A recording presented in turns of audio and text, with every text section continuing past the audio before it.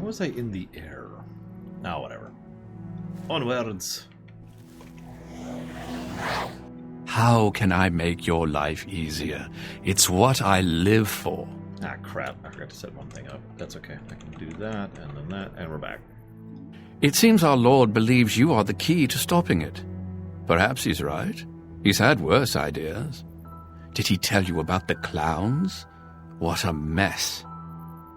He wishes you to gain the respect of the people, to be a leader once he is gone. It is an interesting concept. I fear it won't be long until he makes his presence known. Without Sheogorath on his throne, the realm is likely doomed. Again. He is the Prince of Madness, the ruler of the Shivering Isles.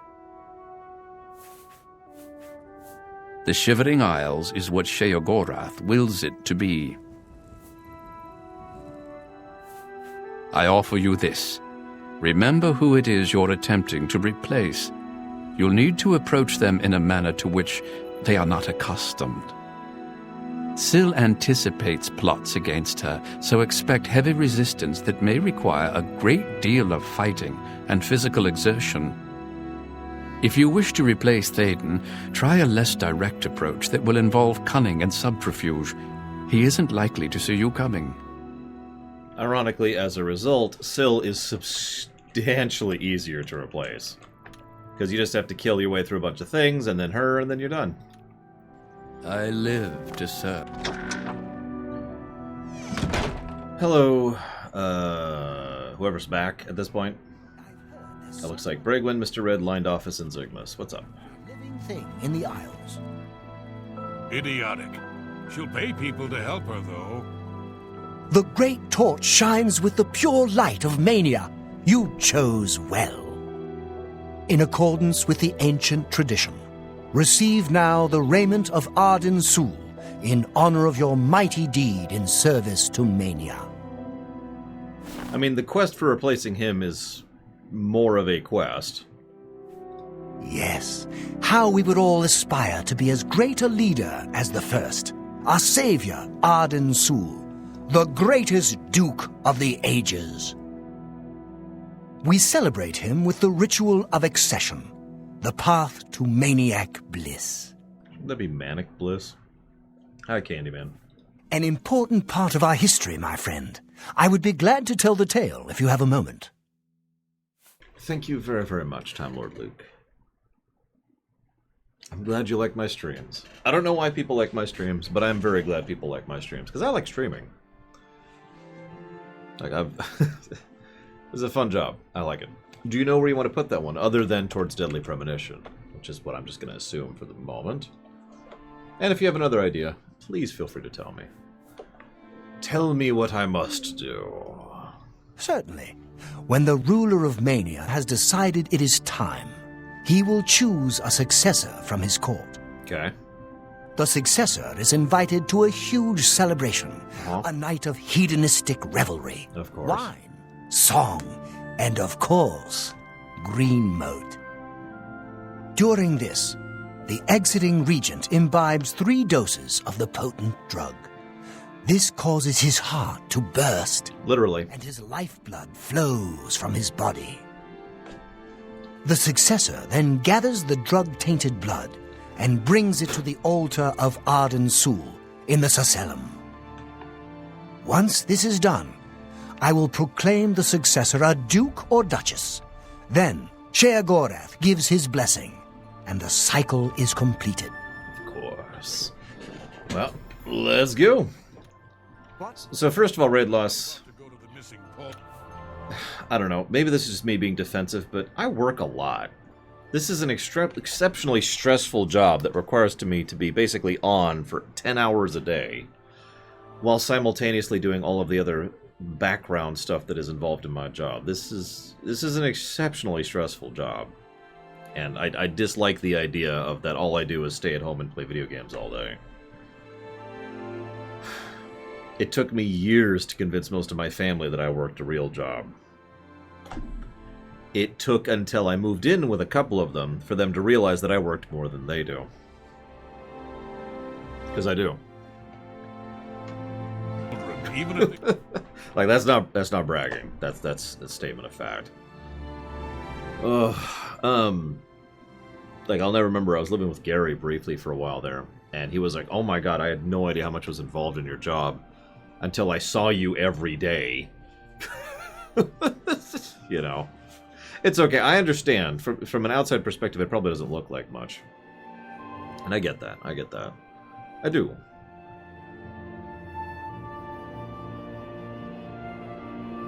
I actually can't even think of another equivalent to this.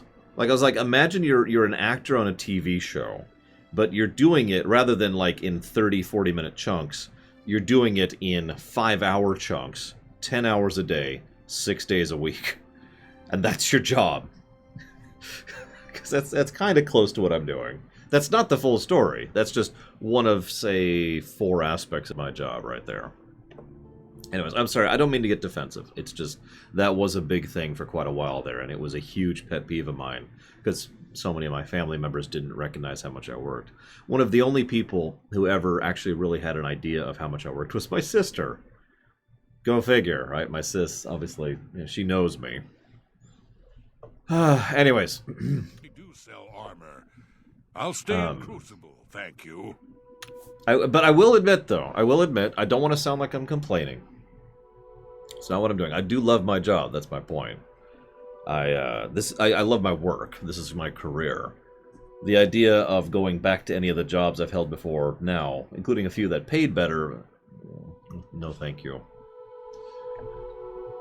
Tell you what, Time Lord Luke, I will take better care of myself the moment I get rid of the last bit of my gut here. Just get off. Go away. And then we'll be okay. There's no... I'm disappointed in your choice. You'll find Mania to be a fickle friend. And what would you be, exactly? Blasphemy! Never utter the name of the Dark Deceiver lightly. Though his body is beyond oblivion, his soul encircles us, always watching, waiting to pounce with lethal aplomb. He is the bringer of pain and pleasure, the blade that cuts through our sins like a scythe through wheat. Only a true demented can appreciate what it means to render his name. I've thought about it, Hazardous. The only reason I haven't is because it wouldn't work. Seldom is the subject ever Wait a moment. Did you want to hear the history of the ritual? Sure. Very well. Spoken like a true son of the demented. That's not me. To become the ruler of dementia, the current leader's heart must be cut out and brought to the altar of Arden Sul in the Sacellum.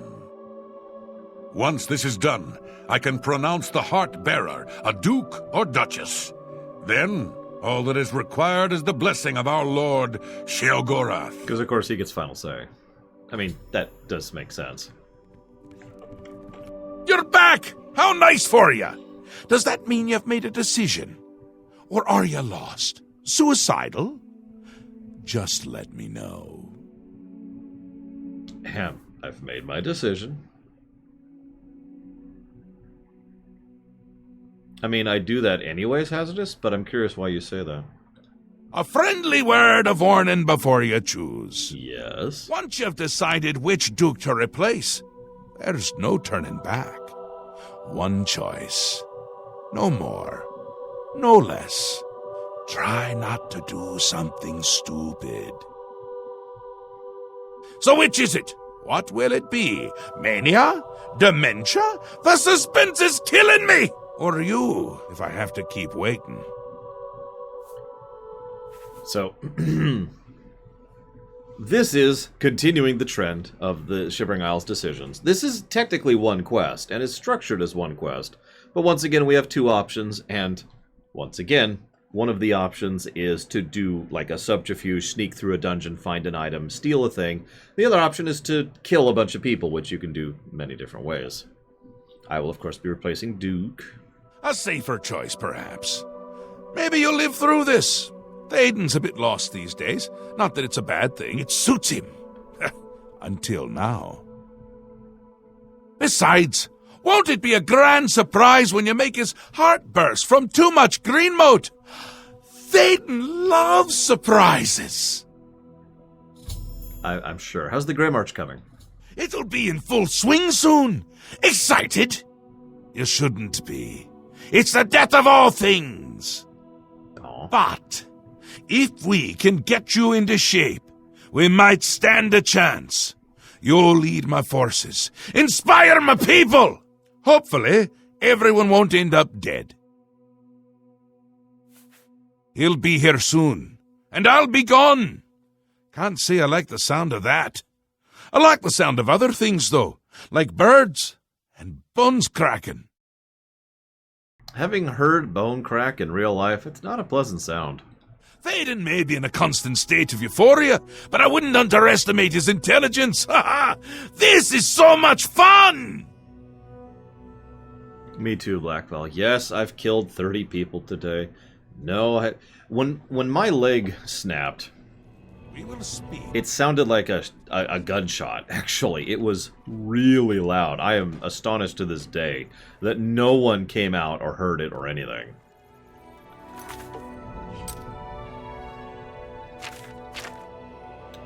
Right. So we're going this way. Not a bad idea, Hazardous. I'm not sure I have the time availability for that to be working. In an ideal circumstance for someone like me, what I would probably do is some kind of light exercise while in a sauna.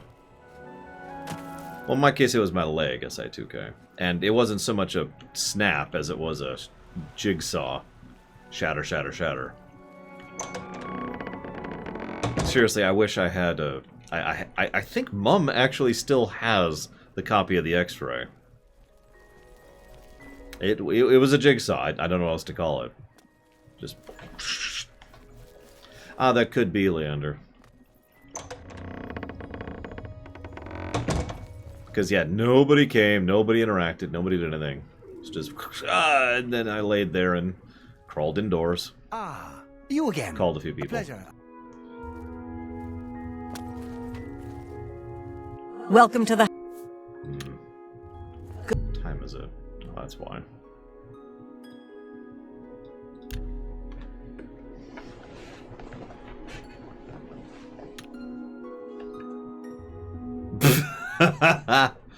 You too can own Greedfall Serum, Mike. Don't you want to? What can I do for you on this fine, fine day? I must poison Théoden. If I were you, I'd check with Théoden's steward, Wide-Eye. I must poison Wide-Eye. She's right here. How can I help you this fine day? What is wrong with your eyes? Such a kind and noble man. In times like these, it's good to have a leader who still enjoys all the modern pleasures Mania has to offer. Right, so, about that. What kind of pleasures? Well, yes. Apart from enjoying his painting, reading a good book, or a rousing night of erotic bedroom games. I'm speaking of Greenmote, of course. There is no greater pleasure. If I didn't have such a busy daily routine, I'd likely indulge myself in its pleasures more often. Right. So, hold up. You know what? No, I'm not even gonna contest it. Sure, it's the greatest pleasure. Whatever. At the risk of being rude, I must confess I don't like talking about the specifics of my routine. Théoden has too many enemies that may turn that knowledge against him. No. He depends on me quite dearly. Wow. That makes perfect sense. Farewell. Sugar Magoo! Tell me everything. Very well. I see little harm in telling you. After a bit of reading in the garden and running my special errand at noon, I like to shop at Books of Bliss. Around 8 p.m. we are served dinner. Gundlar is quite a chef and prepares Théoden's meals personally, adding just a hint of Greenmote. After that, we dance, we sing, or we do whatever else suits my lord's tastes. The Greenmote? Greenmote is the refined version of the spores that are harvested from the spore trees that dot Mania. Oh. We keep the Greenmote safely tucked inside the Greenmote silo. You can imagine the ruckus if its location was known. I see. Only a select few, such as myself, know the silo's location. However, We are sworn to secrecy. Of course. Where's the silo? There isn't enough gold or enough jokes in the world that would convince me to tell you where the green moat is located. Aw. I just wanted to take all your drugs. Well, okay.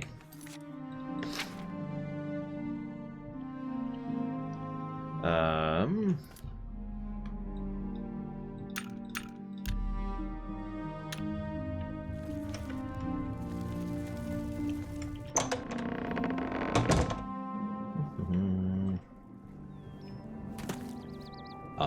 watching you.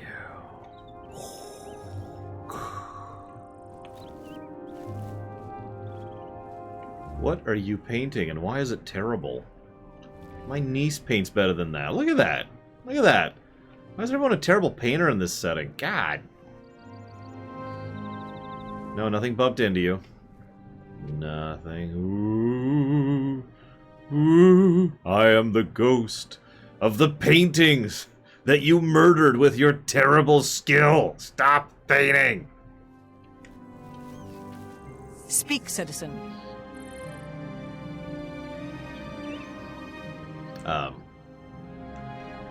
I'm not doing that. That's just...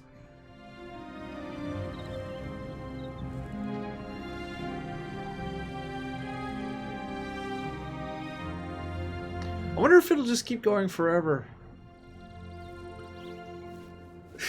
Speak, sister. Huh. Okay, whatever. I'll just hang out here. Waiting patiently. What time is it? Ugh, 8 more minutes. Yep, no, we're in... You're, oh my god, you're right, Dreamwhisper. We're in the dream. We are in the dream.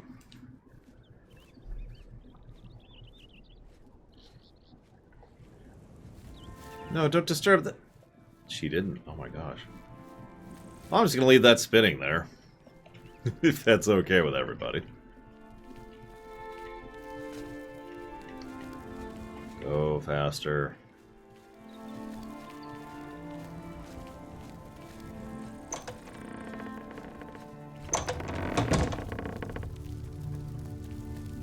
You know, I just realized it's really weird that you knew Lift Your Tail's name right off the top of your head.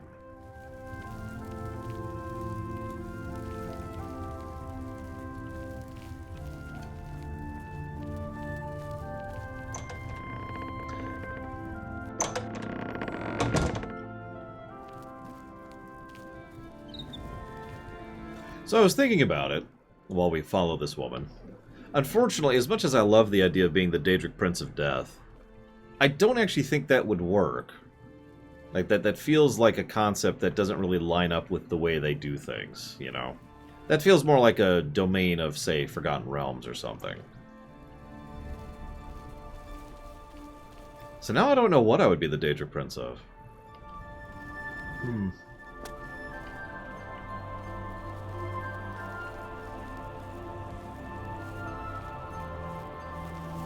Don't worry, if we ever review Skyrim... See, I was actually thinking of being Daedric Prince of Cycles.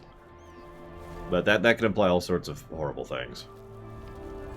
If we ever review Skyrim, we are going to go ahead... and read the other one, of course. Entropy? No! No. Much worse than Entropy. Or, I mean, better than Entropy, not worse.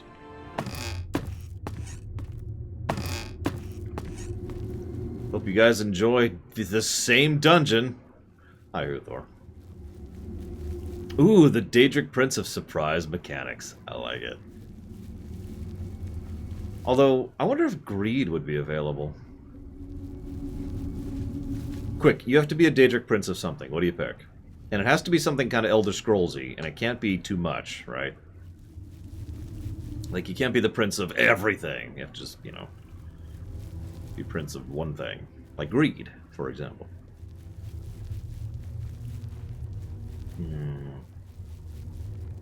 Zenith. Aha. Plutonia. The Prince of Work, or Overwork. Oh my god. That is just a pile of drug. Like, I know this is green mote, which is actually worse than cocaine. But effectively, this is just a pile of cocaine. That's got to be 6 feet tall. 2 meters tall.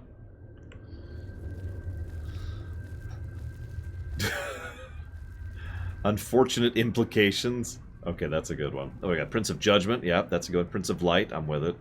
Prince of Rest. I like that. Prince of Roads and Trade. I like that too. That's a good one. Green mode is... Okay. Have you ever been on painkillers, Mr. Red? That's the closest thing I've been to on being on actual drugs in my life to help describe this. Because I've actually experienced what it's like to have morphine injected directly into your veins for surgeries, you know?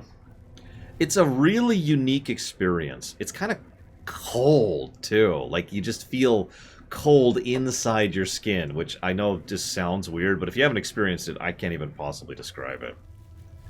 Anyways, the point is, it makes you feel kind of like that, right? But it also tends to make you go, hey! You know, like it makes you feel like you have a lot more energy than you do. At least that's what it did to me. Now imagine you had that so hard, so severely and massively, that if you took slightly too much of it, it would literally cause your veins to burst from the pressure. That is what green mode is.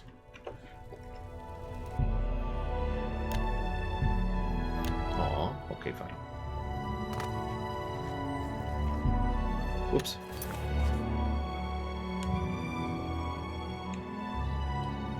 Is it? Yeah, no, I got tons of time.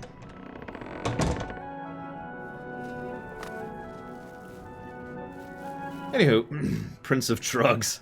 That sounds awful.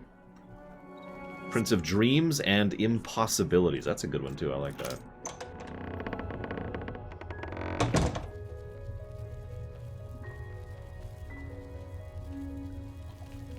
Unfortunately, I've had 2 surgeries in my life, so... You know the weirdest sensation is waking up in the prep room? Not where they're actually ready to deal with you. It's where they put you right after... I forget the name of the room. It's where they put you right after the surgery's finished. And you wake up, and you're just kind of barely conscious. And no one's actually there or paying attention to you. Yeah, not recovery, post-op, like before recovery. And no one's paying attention to you because you've just been moved in there until they have room for you in an actual recovery area. And so you wake up there and you're like... And you can't get anyone's attention because you're so out of it and it's so difficult to talk. In my case, my throat was so dry. I was having difficulty speaking. And so I was trying to reach out and be like, can I please have some water to anybody? But I couldn't speak. And so I was just sitting there and just like... You know, just, anyways, moving on. Poison, poison. Poison, poison.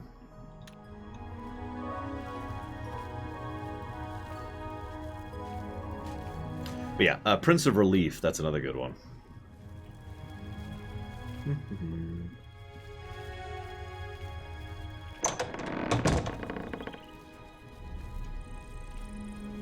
God, SA2K.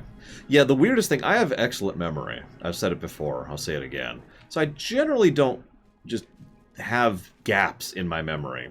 There are actually a grand total of 3 gaps in my memory. I remember all 3 of them. And 2 of those are immediately after surgery. Good day to you. Like, they put you in, they ask you a few questions, they inject the stuff into your veins, and it just kind of gets a little hazy, and then you wake up in recovery like, huh? Prince of Hindsight. I like that, that's a good one. So, save.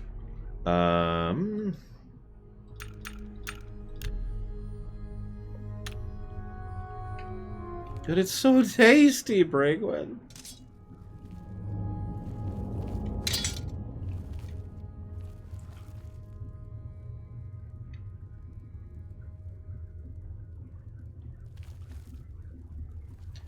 when I was... So, my voice gets really gravelly the more tired I am. Like, you've probably heard me a couple times on stream when I'm really out of it. And I just... right?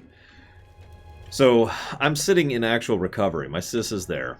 And she's like, how are you feeling? Blah, blah, blah. I'm like, I should totally use this opportunity to record something. And she's like, what?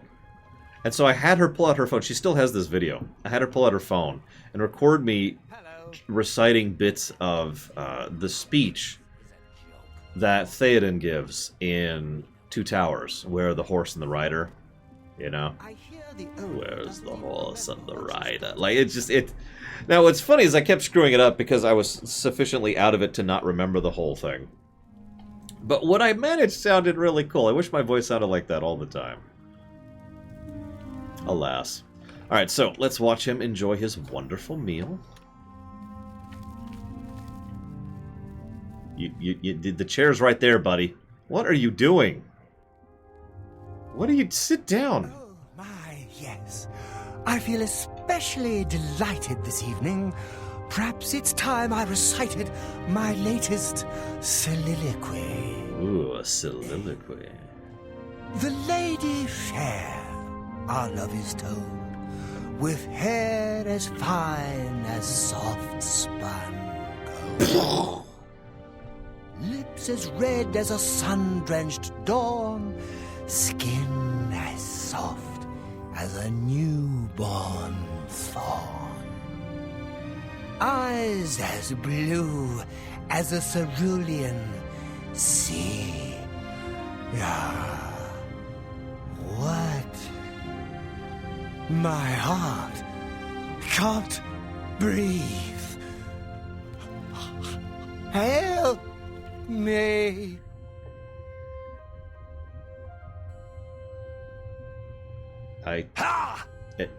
Get out of the way, you're blocking the view. Oh, whatever. There's no need to mourn. The ritual has begun. Be happy. I've heard of such a grand place. Ah, to imagine all that wonderful green moat under one roof. May all your days be filled. I never suspected it was Théoden's time, but what's done is done. I honor his choice. Yeah, remember, they're supposed to do this willingly. Alright, I've got some drug-addled blood. And the diadem of euphoria, which we are not going to take. I am going to take that, though. Leave his corpse there to rot. And when it's sufficiently rotten, feed it to the next person to speak in chat.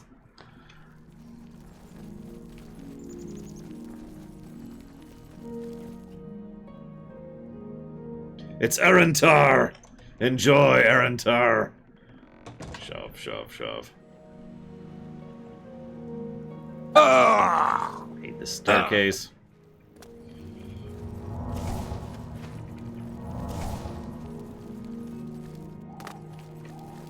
I was actually expecting I would have to play for like the next 3 minutes with nobody saying anything in chat, as I'm just like, okay, fine, I give it up.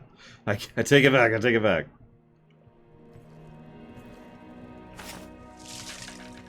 Gross. Is it? Wow, that guy was high. Holy moly. Look at that.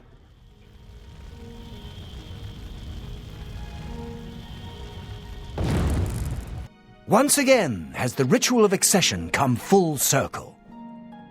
The blood of Théoden has been consumed by Arden Sul's will, and all of Mania welcomes you with open arms. I now declare you Duke of Mania of the Shivering Isles. May your light shine upon all our happiest days. Alright, first thing. We're defecting to Jigalog. May Arden Sul... You've done it! The ritual is complete, and you've survived! A shame about Théoden, but it's how he would have wanted it to go.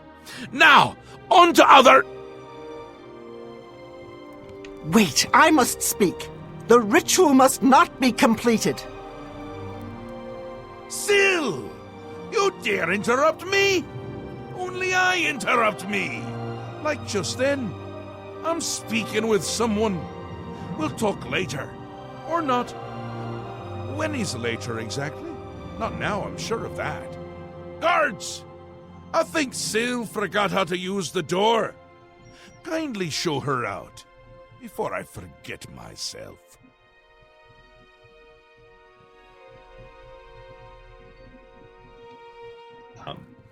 Théoden? Dead? You've done this. It was you all along. Hold your tongue, little Duchess, or I'll tear it from your mouth. Replacing Théoden with this outsider? God, that's an This ugly is how it dress. ends. I should have seen this coming. Calm yourself, Syl. You're making my teeth itch. You still hold your office? I suggest you see to your duties. No, I see what's going on. I should have seen it before. You conspire to destroy us all. You're a fool if you think I'll allow this to happen. Fool? Visionary! Change is in the air, Syl. Breathe it deep. Bathe in its scent. Bottle it up, save some for later. Order stands at our door. They've taken the fringe. Did you even know? Do you care? And you speak of change. Change will preserve us. It is the lifeblood of the Isles. It will move mountains. It will mount movements. No, I can't do this. There has to be a way out. A way to escape. Then go, Syl. Return to your quarters before I send you back in pieces. Yes, that's what I'll do. I'll go. The enemy of my enemy. Order is the key. I'll keep them close. No! Let her go. This is not over, Mad God. I give myself to Jiggalag. As a priest of order, I'll be safe. Your empire will crumble before the armies of order.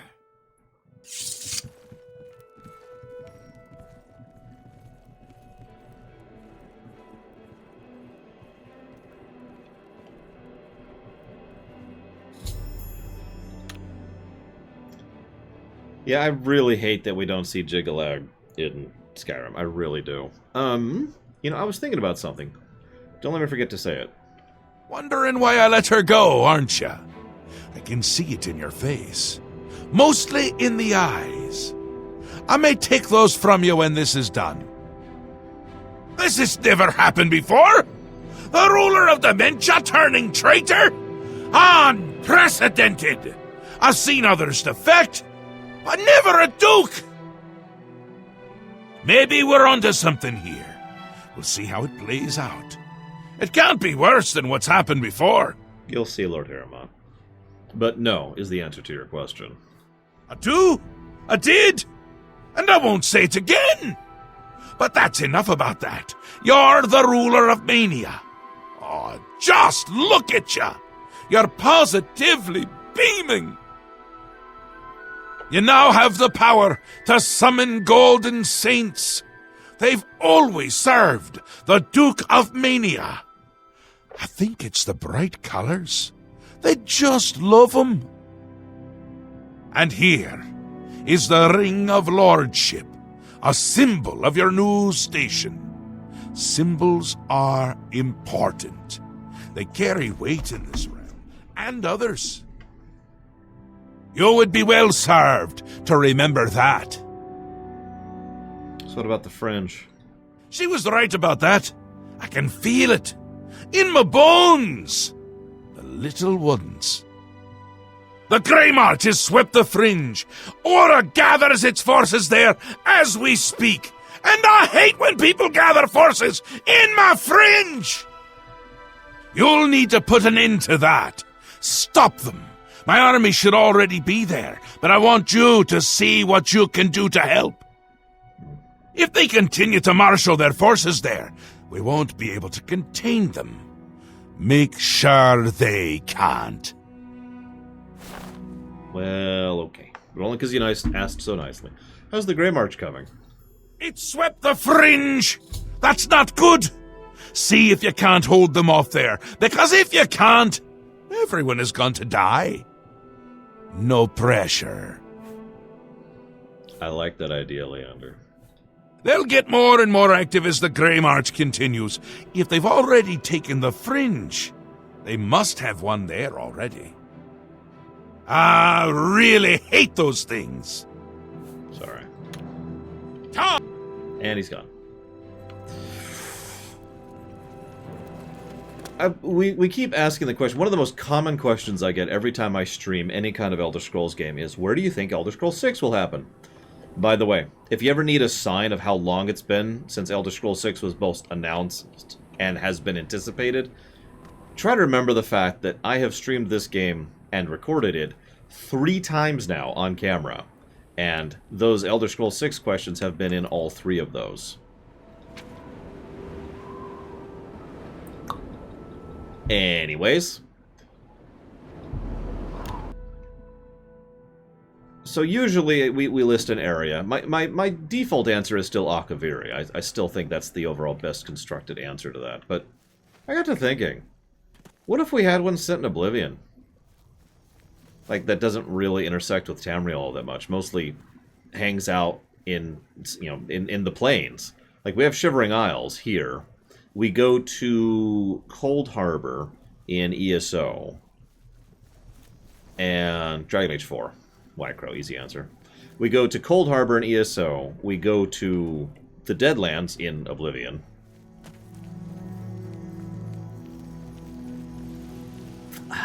Is that it? Like, we don't really spend a lot of time in the plains in any significance. Any other time is usually just a quick peek in kind of a deal, right? It would be kind of interesting if they really spent some time and effort in the actual plains of Oblivion.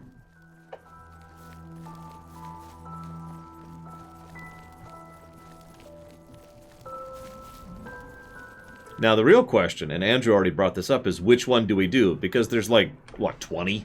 Ah, yes, you're right. We do go to, I forget what it's called, Hermaeus Moro's place in Dragonborn.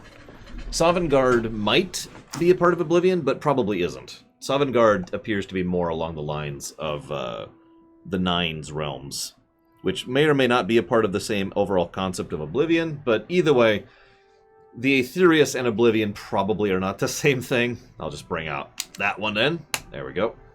Apocrypha, that's it. Apocrypha. Thank you.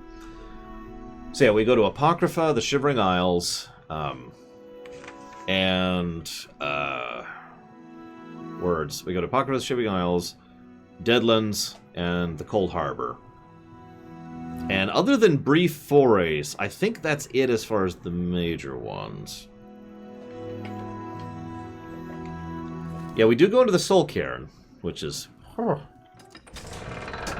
And yeah, we briefly go into the Hunting Grounds, we briefly go into Sanguine's Realm. Oh my god. Actually, I really like this. This is kind of halfway what Jigalog's Realm would look like. Just gray. You notice they've effectively removed the color from everything here. And it's just got this kind of empty, ashen look. Oh, I know, Shikor. Well, I should pause. While I'm not a huge fan of the Dawnguard DLC, my favorite section of the Dawnguard DLC by a huge margin was when we went into the Soul Cairn. I'm actually going to AFK really quick. I apologize to do this so early, but I forgot to grab something.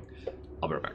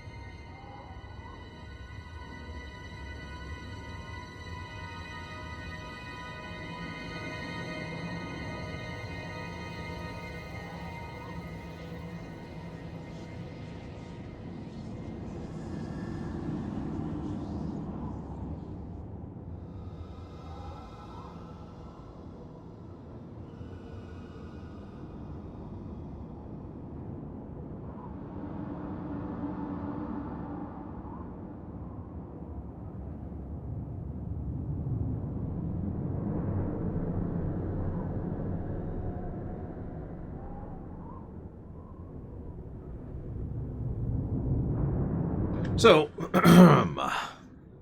which ones would you pick? Like, what do you think is the most interesting plane? Oh, that's what I'm talking about right now, Vidisha, the planes of Oblivion idea. Elder Scrolls 6 set in Oblivion rather than... The only problem is they couldn't call it Elder Scrolls 6 Oblivion, because they already have that, right? But which plane or planes do you think would be most interesting to set a game in?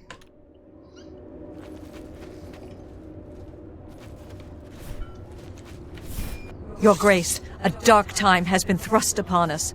Passwall is under attack. We are outmatched and outnumbered. Yes, Buggery. At first light, the spire at the center of town became active. Immediately, the area around it began to crystallize and change. Soon after that, the sky darkened and the nights came. The Knights? The nights are relentless. They do not tire. They do not fear. And they do not stop coming. They appear out of nowhere at the base of the spire. We kill 5 of them, 5 more come. We've lost too many of the Orioles already. I fear that we will not be able to hold the town for much longer. Tell me about the spire. You've seen the spire in Passwall. It is believed to be a monument from times past, but its true purpose appears to be more sinister. It appears to be a source of power for these invaders. A portal or some sort of gate. I don't know. If we cannot disable or destroy it somehow, I do not think that we can stop this invasion. So what can we do to stop this? I have an idea how we might be able to stop them, but for now we must survive. I've been losing Orioles with each attack, and I'm down to nothing but men. We are pinned down here. If we lose, the gates of madness will fall. If the gates fall, the enemy will flood into the Isles. We will be helpless to stop them.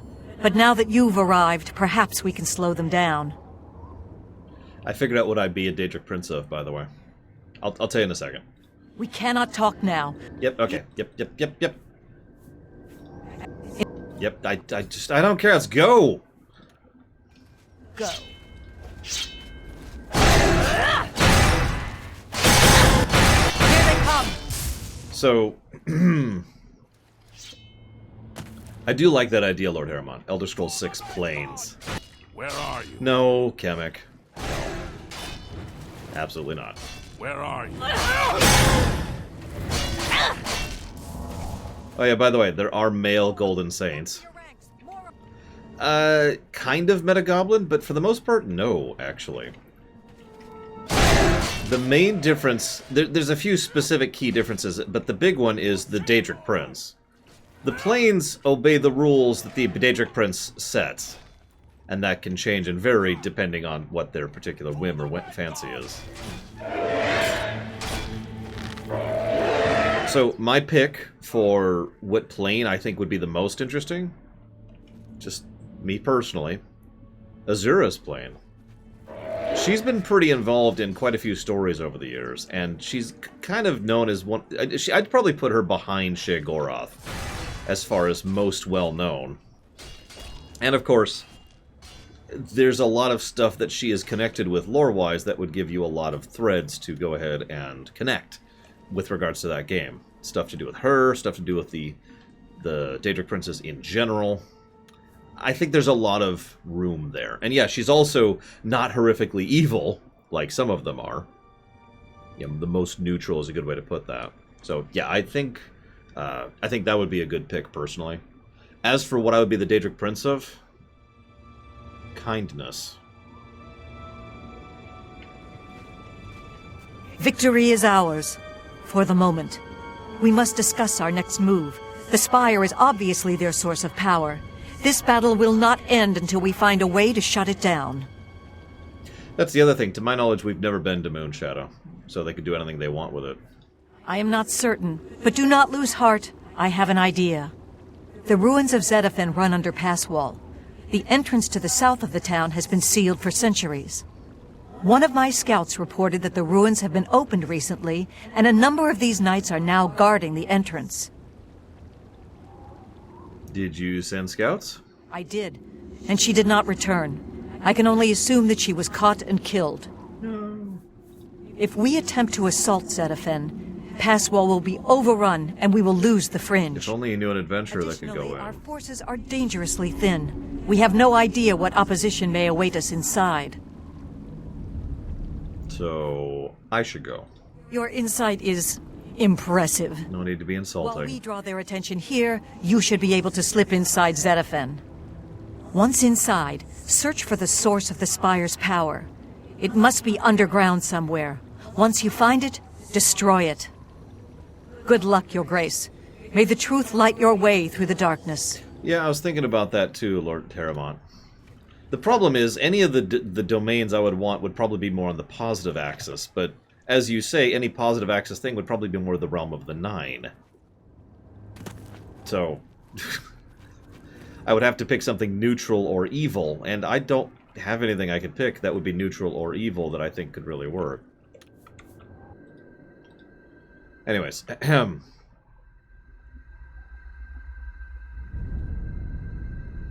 I could see that, Venetia. I would probably, this is just my take on that, but I would probably have that be a side game, a Gaiden game, similar to ESO rather than a main game. So I wouldn't put that as Elder Scrolls 6, for example. But Elder Scrolls Alesia? Yeah, I'm with that. I do, however, like the first half of your idea substantially. Frankly, I like that idea so much that... Oh my god, Plutonia. I like that idea so much that it's a shame they'll probably never do that. Since they probably should have done that before, especially with Fallout 4. For those of you who didn't read what Venetia said, the first idea they mentioned was have a game where you play someone who's a character, rather than, you know, playing a blank slate who can do and be whatever. Now, I know what you're thinking, but then I won't be able to roleplay. You can't really roleplay in an Elder Scrolls game in that manner anyways. Your dialogue options do not change who or what you are. The roleplaying is in how you act in the world, which you would still be able to do if you were playing a particular character. Right?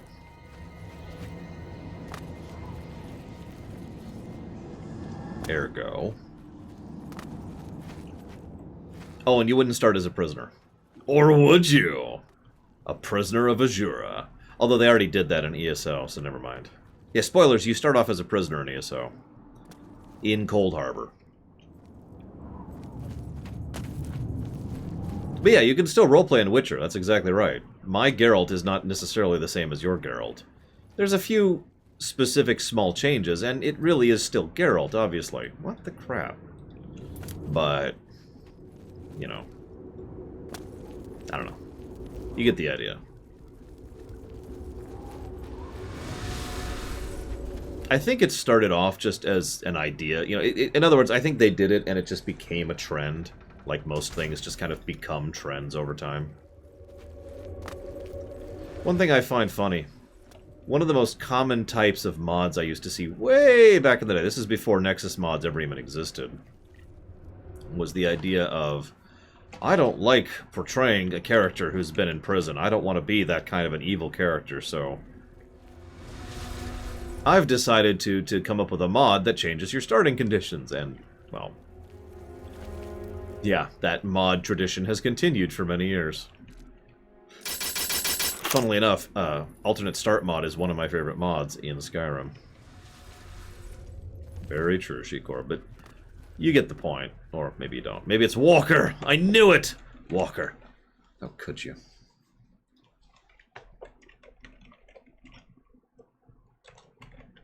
O2. There we go. Thank you very, very much, Walker. Always appreciate. Thank you. I've put that towards Nier Automata.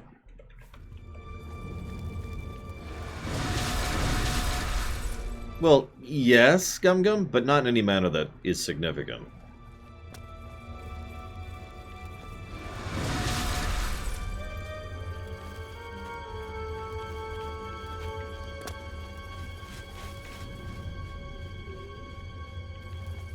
Oh, I'm sorry. I keep forgetting to do this. Let's be honest. The Elder Scrolls series is yet another series of games in my list of games that don't really use it to its full... Don't really use its setting to its full potential. I know I complain about that a lot in a lot of settings, but God, it's common. It is so common. We could have so many different kinds of Elder Scrolls games. We don't.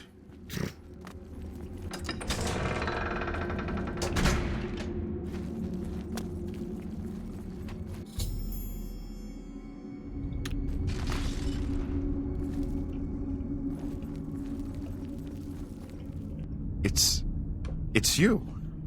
I remember you. What are you doing down here? How did you get past the knights? Well... They attacked. I ran from Passwall. They didn't say a word. They just started killing. The screams. By the staff, you can't imagine the screams. Fellas and I slipped down here thinking we'd be safe, but no.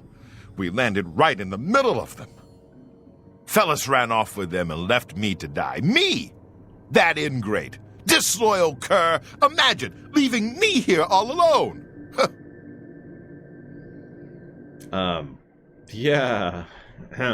See, I know this sounds weird to say this, Titans, but I don't want the domain of lore. Ignoring the fact that it's in my name, I mean, you know. First of all, there's the Hermaeus Mora problem, and second of all is the fact that that's only like 5th or 6th on my list of interests, especially long-term wise. I didn't say they took him. He went with them. I've heard his voice a few times around here. I think he joined them. Right. Why didn't you try to escape? Every time I look for a way out, I get twisted around and end up back here. But I'm too smart for them. You seem to have no trouble, though. Look at you. Barely a scratch. You'd be the perfect person to protect me. Actually, one of the things I was thinking of, Shikor, was having the domain of challenge. Being Daedric Prince of challenges, challenging, or just the concept of challenge. No, it's fine, Titans. It's just the first thing everyone suggests is lore. I can't imagine why.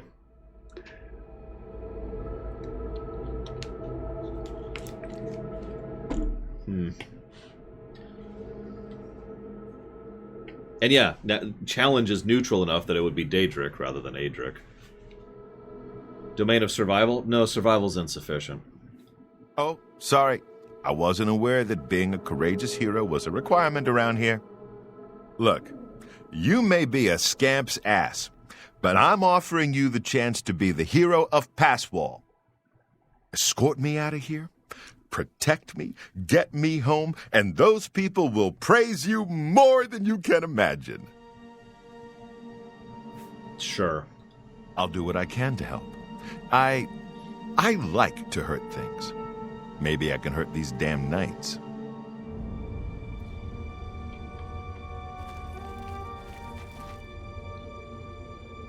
I was also thinking about Defiance, Daedric Prince of Defiance, but...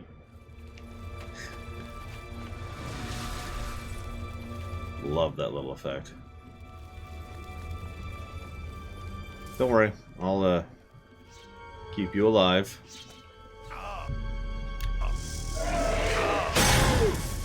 He's fine.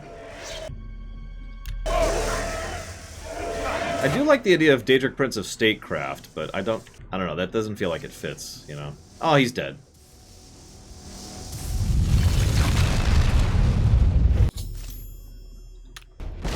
Run!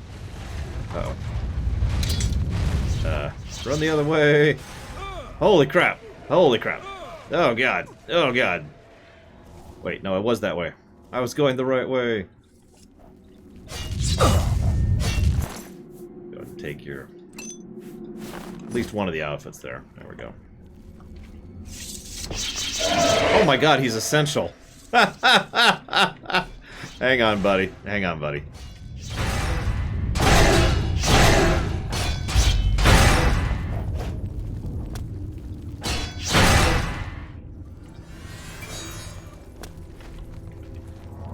That's a good one. I don't think I'd go with that, but that is a good one, Lord Aramon.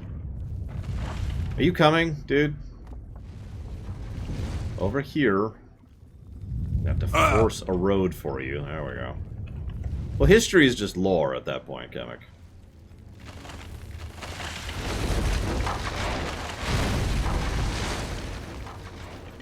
Only a little bit, Geludo. But you are correct. Yeah, reminder, we're still not cheating. Exploiting? Oh yeah. But we're not cheating.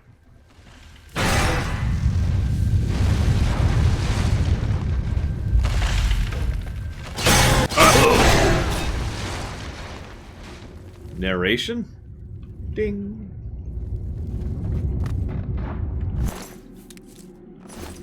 Get up. Ooh, power. Oh, I like that. I mean, is there anything I like more than power, honestly? I was thinking conquest, but that is actually taken.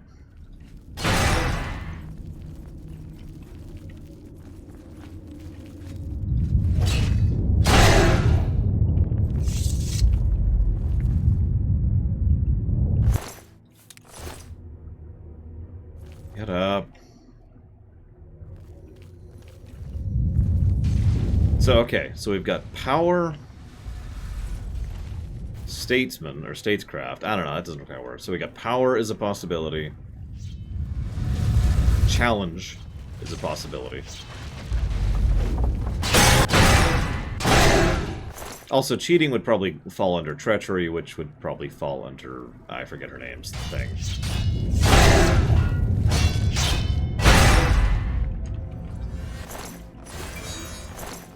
Why do none of these have hearts? What is this, World of Warcraft?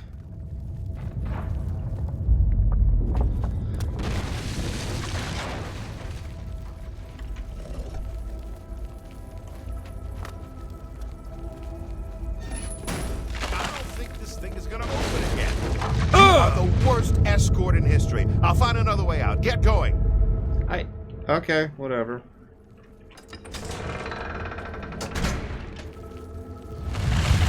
Yes, the Daedric Lord of Troll Ears. Oh my god, and I'm dead. I just didn't have a chance.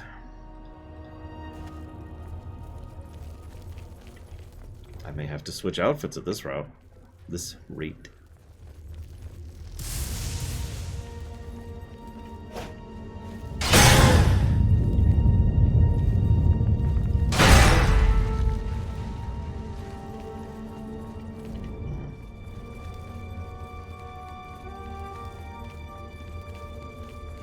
God dang it. Where did he go? I actually lost him. Oh well.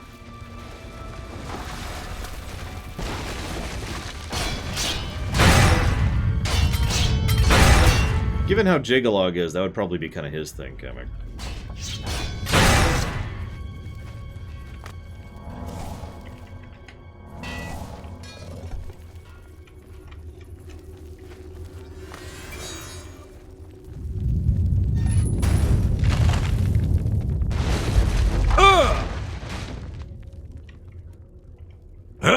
I don't think this thing is gonna open again. You are the...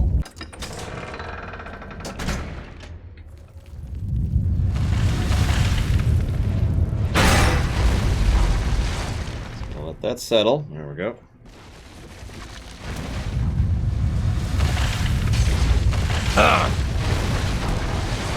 It's fine. It's fine. I'm dead. God damn it. I can't get enough. I'm gonna have to change outfits. Alright, whatever. Whatever. Except one of them's broken.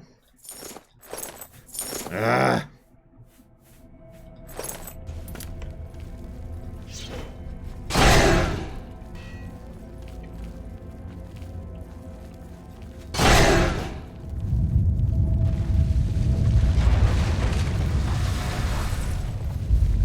I have no idea. Gum Gum.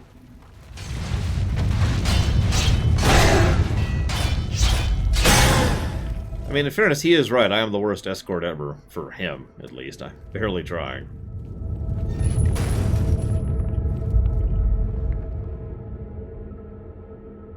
Well.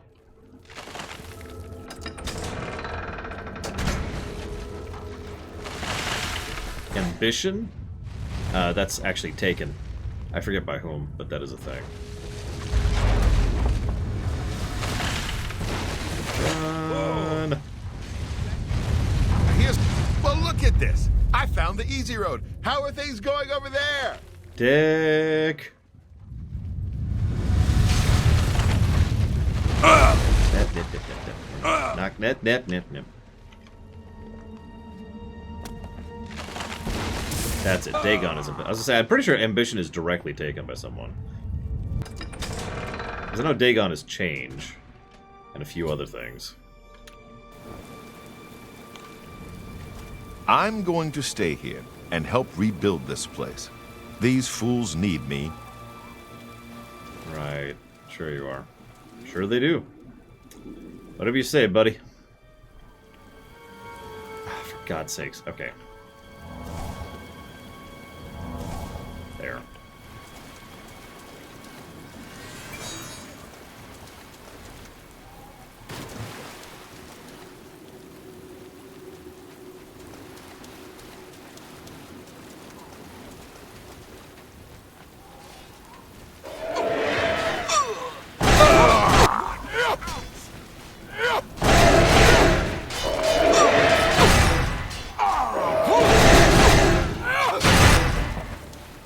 Kefka would be the Daedric Prince of Irrelevance.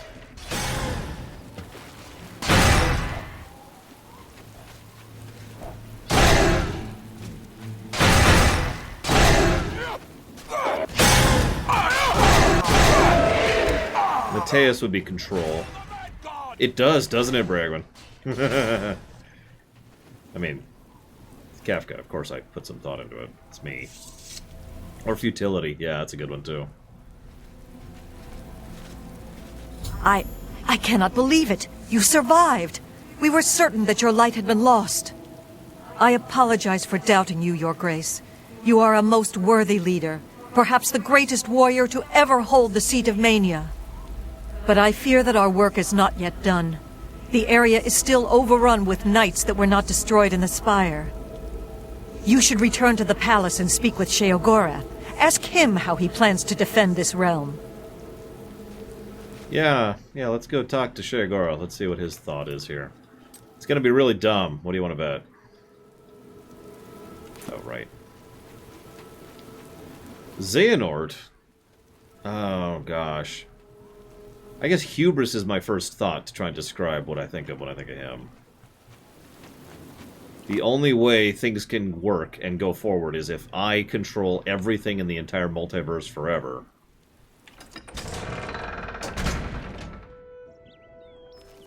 Like, in a setting like Kingdom Hearts, his big goal was to simply replace other people with versions of himself, because that way he would be in control of everything. Of his own plans. I mean, come on, right?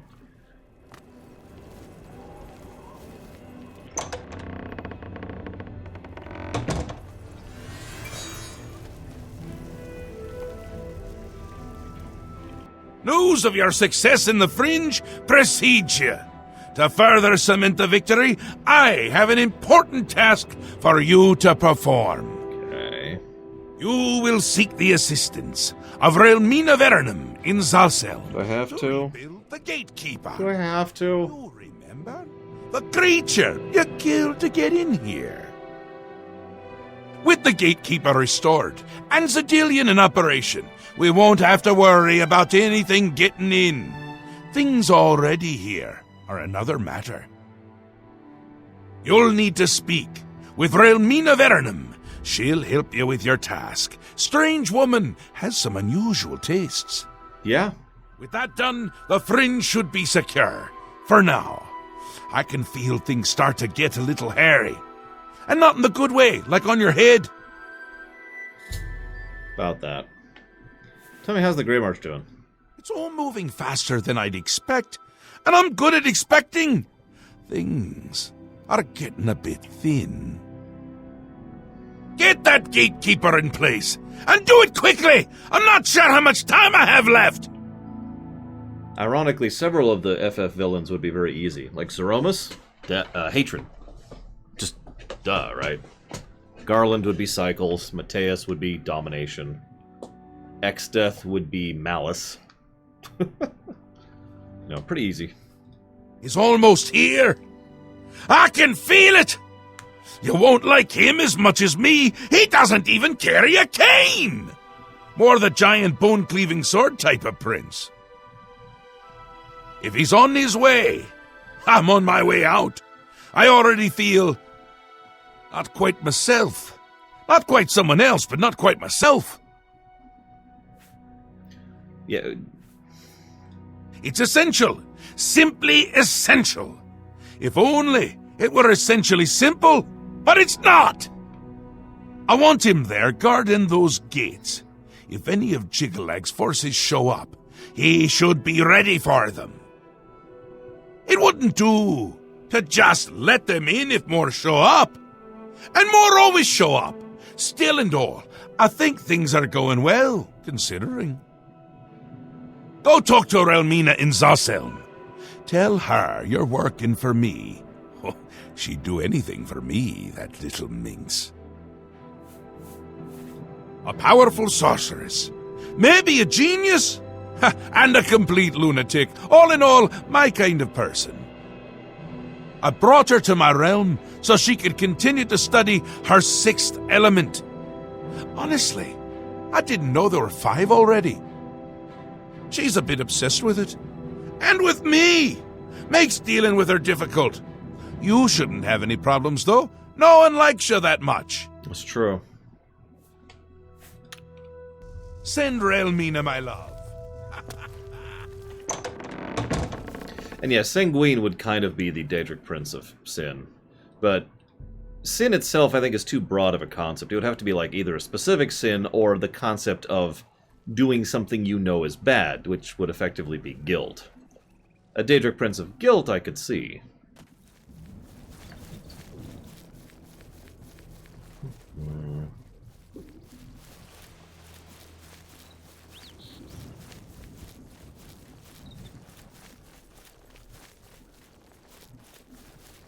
Who'd I miss? Kuja. Or Necron. Necron would be the Daedra of Death. I'm not sure about Kuja. I'd have to think about that one.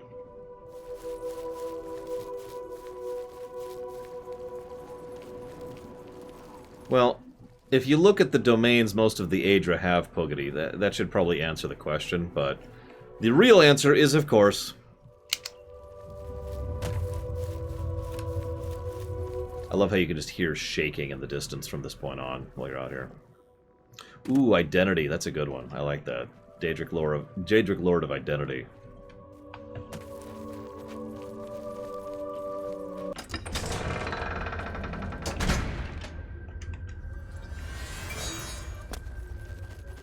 No, Tidus would probably be swimming, or... I'm not sure what else. Like Resistance? I hate to say Defiance, because that's mine. Something along those lines, though. Ironically, Defiance and Challenge would both explain Tidus quite well, as far as Daedric... Ooh, Recklessness, that's a good one. Tidus would be Prince of Recklessness. There you go.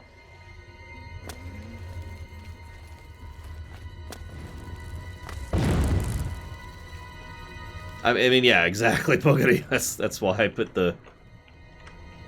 hit the thing. The debatable counter. We're not even doing the lore run anymore, and the debatable counter returns.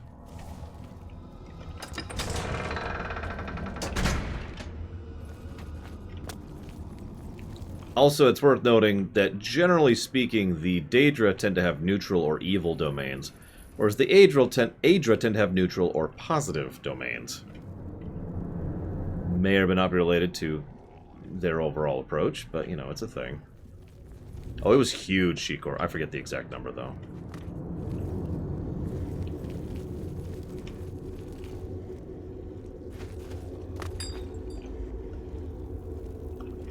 Come on, I can totally make this. No! Ah, screw it.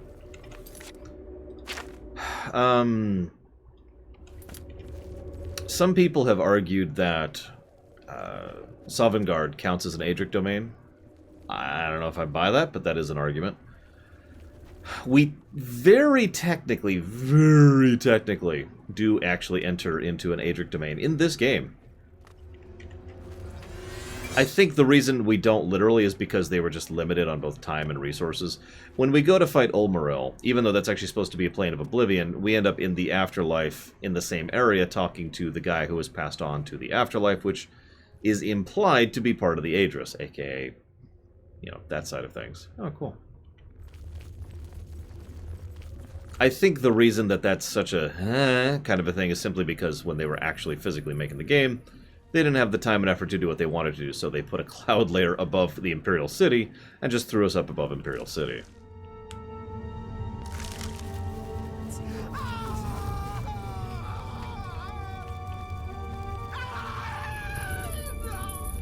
Don't worry. If you die, I will bring you back to life. We have much left to accomplish. Does this hurt more or less than last time? So this is her. Very interesting. Very Princess Bride here. You! I remember you! You're the adventurer who slew my gatekeeper, are you not? Yeah, I needed to get in. The ends justify the means, do they? You'll pay for that one day. Now, by all means, come right in. Walk in here as if you own the place. Look, I'm about to. By what authority do you disturb me? I mean... I see. Sheogorath is too important to come on his own account. He sends his mortal lackey. Well then, I trust my servants didn't give you too hard a time getting in here? What is it Sheogorath's lackey requires of me? I gotta be honest, I barely noticed your minions, lady. Ah, your tone is more in line with my station. Please continue. Yes, powerful magic indeed. It is proper that you bid me kindly, lest I show you the meaning of pain and suffering. Alas, I am still distraught over the destruction of my sweet child. I cannot return to his womb. You must do this. You will travel to the gardens of flesh and bone. There you will gather mystical components needed for the ceremony. Go fetch me blood liqueur, osseous marrow, dermis membrane, and essence of breath. And take this key. It will allow entry into the gardens and give you direct access to my sanctum. What's going on with that girl in there? Oh, you mean my research subjects? Don't trouble yourself with their fates. They're volunteers of one sort or another. Besides, they are furthering important research into the nature of pain and suffering, of life and death. Uh-huh. Don't be concerned. I always return the worthy ones to life. Besides, Lord Sheogorath has sanctioned my studies and my methods. Any loyal servant of the Mad God would respect his decision in this matter. When I become Sheogorath, I am erasing you from reality. I know your type. You believe yourself better than everyone else. I'm better than you. You persecute genius when you find it because we are able to see around the sharp corners of your simplified morality. Yeah, I'm thinking straight erasure. I see the vast horizons of thought while you cannot see past the tip of your own nose. I can grant the guilty the cleansing fire of retribution so they may die purified of soul. And I can grant the worthy everlasting life. So I'm going to do it immediately, Leander. And what can you offer the world except the hot air escaping through that hole in your head? You're going to stop.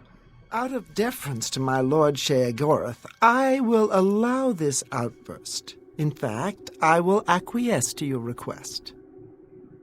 But only if you can prove to me the sincerity of your position and the depth of your conviction. Are you willing to trade places with these souls? To bear the full weight of their pain and afflictions? Yes. Are you sure? Yes. Yes. Truly? Yes. Very well. This might hurt a little.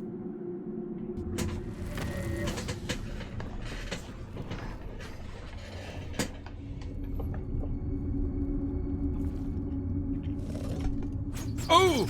Oh, sorry. That was supposed to let you out, not to torture you. Sorry.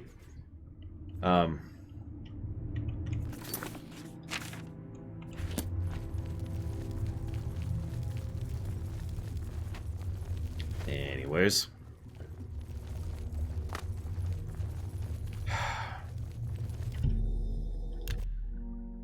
What was I saying? Oh, yeah. Why does that make the split permanent? Right.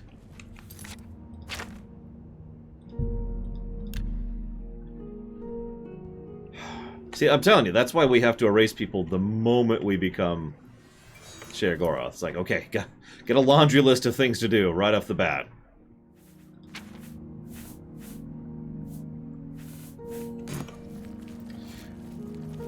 I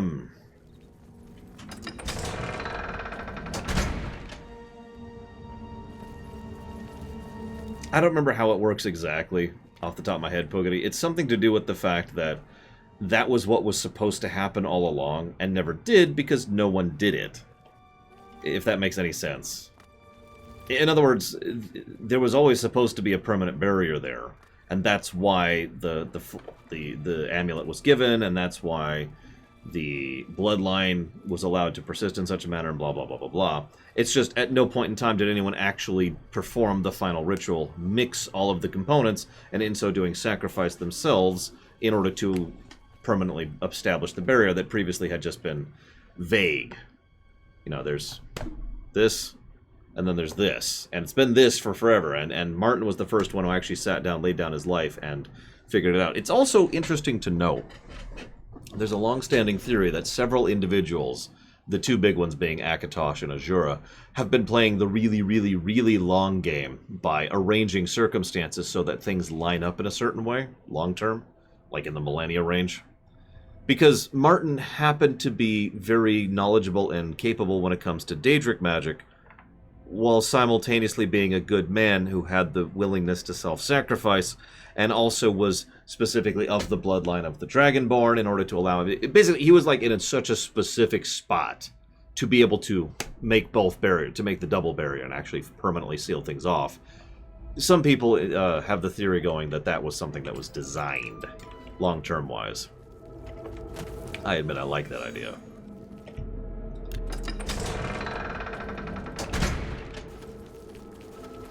Whether it's true or not, I don't think even Bethesda knows, to be completely blunt. I doubt they thought about it.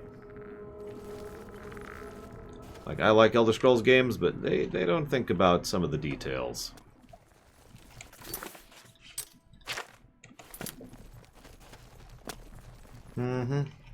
To Lord Harriman.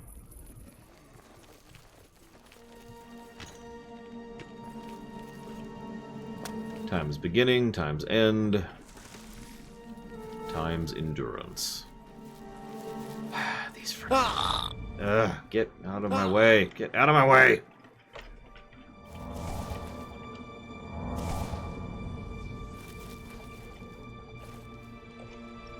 Damn it.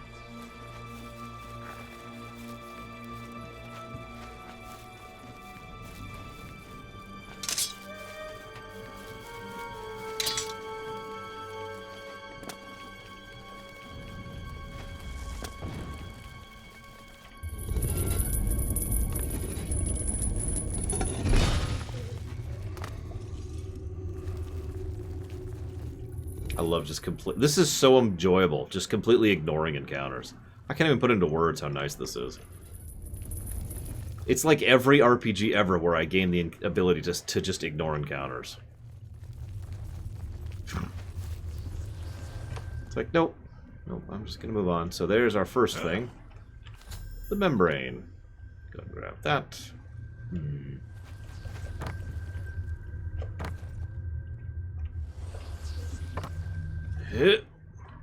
Ah! What is encumbering me all of a sudden? Those don't weigh anything. Get out of my inventory. Can I... Just drop this in some random cave somewhere. Oh, that's a big... Oh, geez, yeah, let's get rid of that. Probably that, too. And that.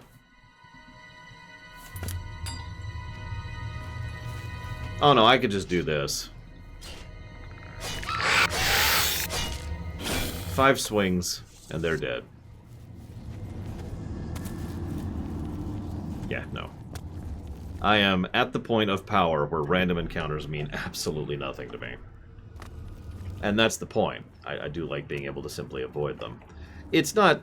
I guess I'm overspeaking. It's not like it's like, oh my god, the game's so much better than that, I'm not fighting things. It's more like fighting things is so far beneath me at this particular point in the game that it's nice to just be able to skip them. That is so gross. Do I have to make this thing? This will, of course, go up to YouTube, Just Ambro, as soon as we're done. Probably tonight, actually.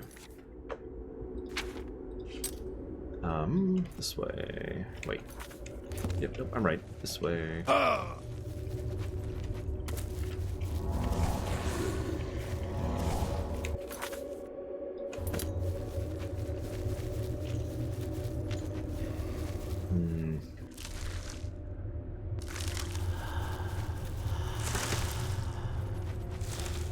that's not terrifying or anything. Yes, enjoy the highlight reel.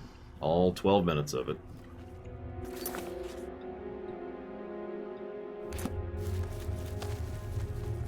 Where the heck?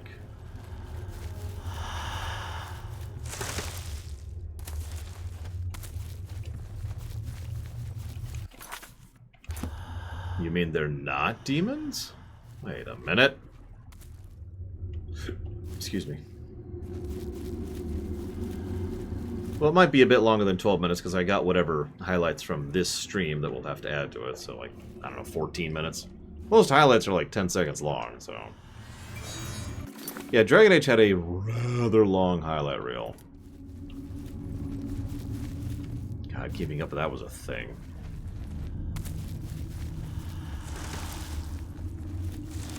Oh my god, I hate this dungeon so much.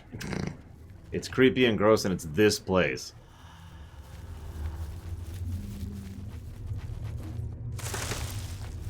I think I'm just... Oh, no, I'm not looping. God, look at this map. It's also the only dungeon in the game where the map suddenly stops being helpful.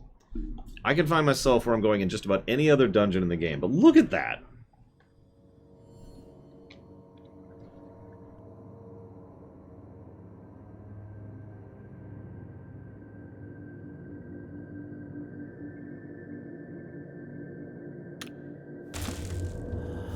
Now, I'm apparently just blind, because I cannot read that proper-like.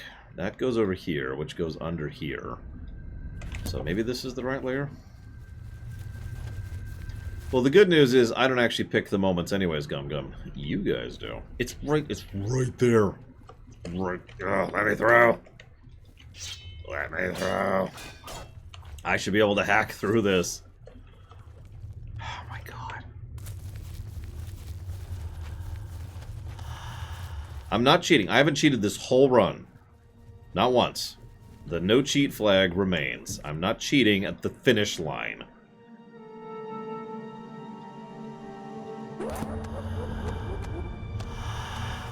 Oh my god. See, I wouldn't call Kefka mad, but that's just me. Then again, I also don't think the Joker's mad, so what the hell do I know? There we go. Okay. There's the breath. Oh, there it is. There's the breath. Hurry up! There we go. Okay. Thank you, Mike. For the bits, always. If you know where you want to put those, let me know. Yeah, I don't want to picture the smell of this place, in general. 12192.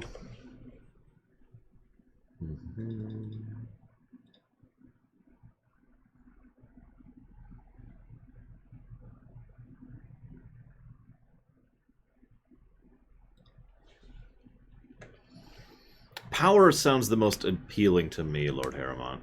The ability to do, just... It is so me, you know? Force Unleashed. Isn't that funded? Hang on.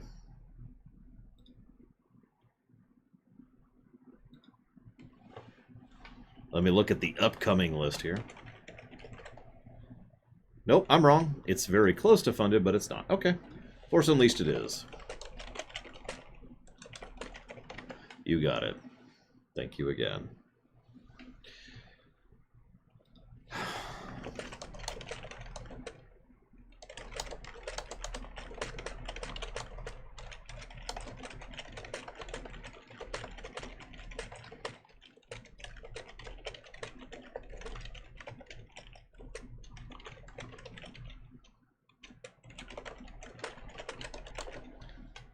I've been thinking about this for a bit, but honestly, I think this is fully justified.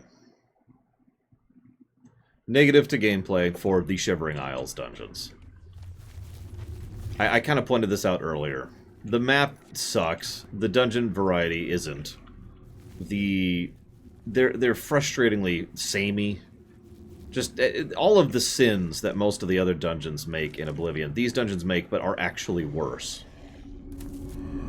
The one and only thing I don't like about Shivering Isles, in fact, this is the only negative we've given to Shivering Isles, is to these fricking dungeons. And you know, need I say more?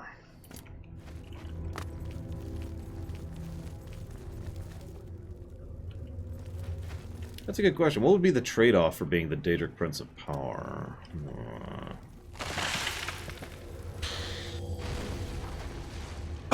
They are more mazy than dungeon, that is true.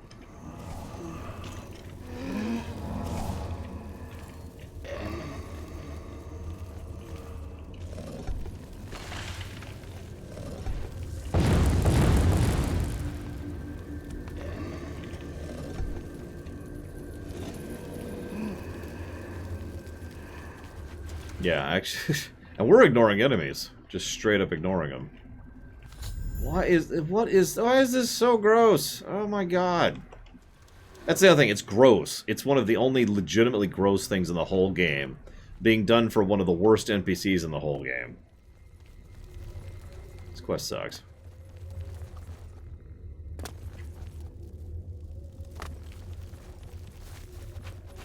The first time I saw it, I burst out laughing, Gum Gum. Really.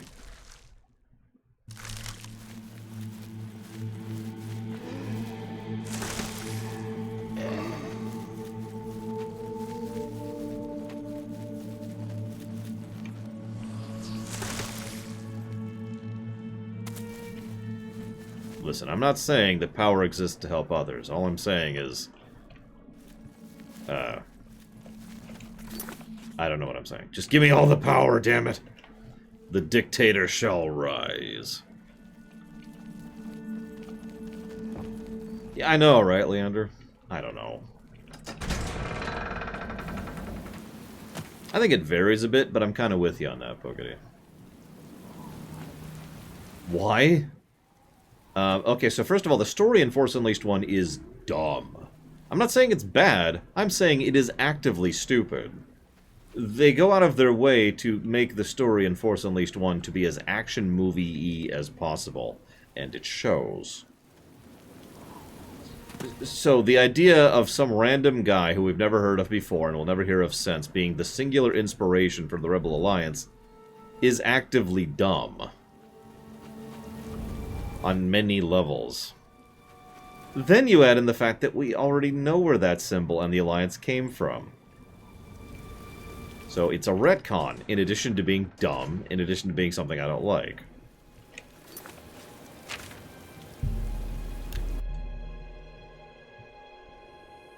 Okay. Let's make this stupid column.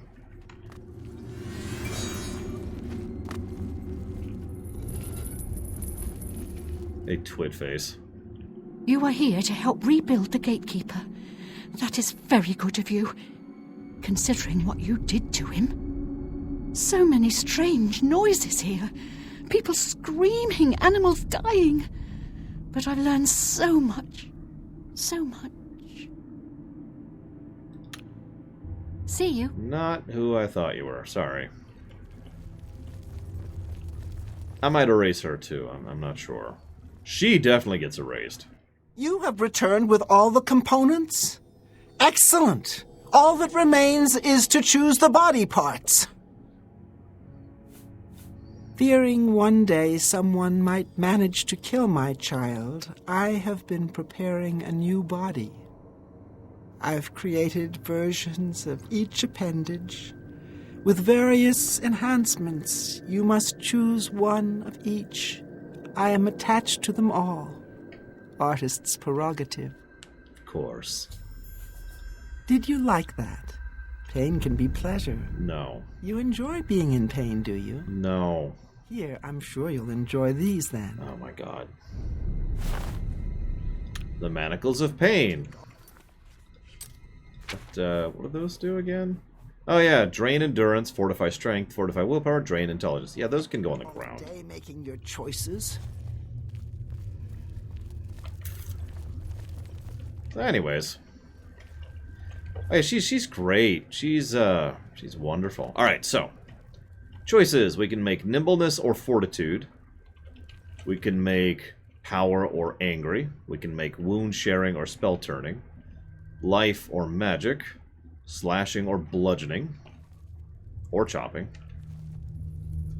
Frost shielding, shock shielding, or fire shielding. This doesn't matter, no. So we're going to go with fire, tanky, strong. Make him immune to magic. Give him lots of health. Make him a bludgeoner. Yeah, it's a shame. This is actually really cool that we could decide how he's made. And they actually bothered to make the spells and stats and everything vary. It's just, it doesn't matter for anything, really. You've made your selection. Now we travel to the statue of our Lord in the Fringe. There we will perform the ceremony. Make haste. I mean, I guess if you do this quest much earlier, I suppose that it could be considered useful. For the summoning thing. It's just... I actually don't remember off the top of my head, Gum. There's this one guy who got really drunk, right? And that's where the symbol came from. What are you doing?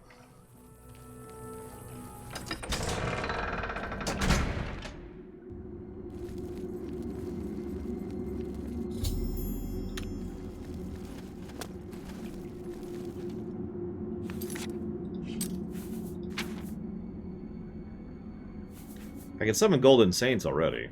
Whoops.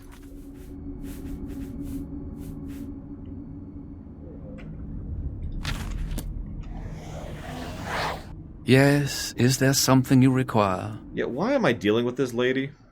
It appears to be inevitable, though your victory in the Fringe is a new twist.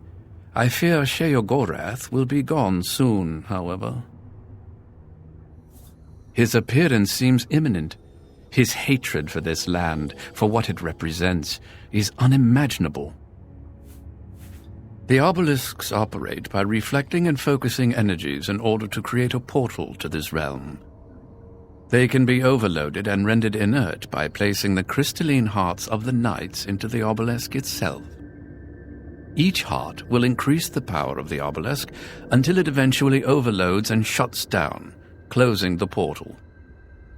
You caught that, right? Order beats order for some reason. I live to serve. Damn right you do. Now get to it.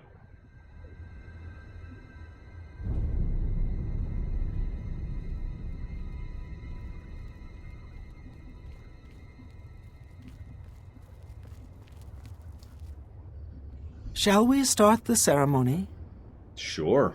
First, place the gatekeeper's body into the cistern of substantiation.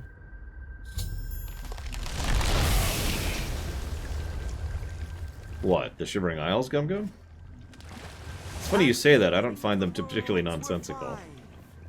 Fire, water, earth, air, and light. Darkness turned into day.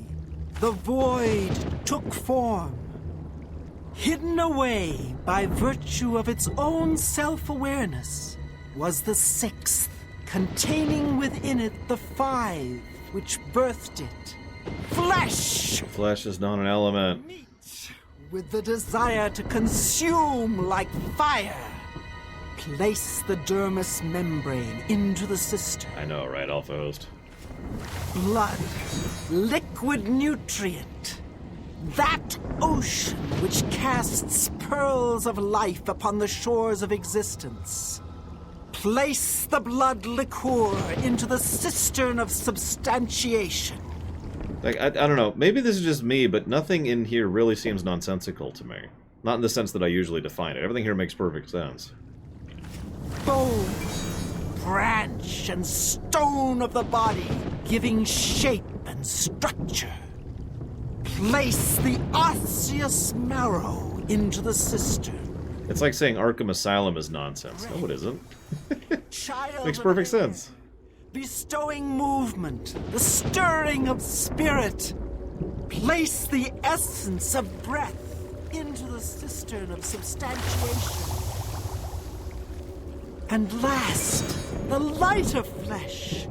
The illumination of soul, perception, thought, memory, imagination.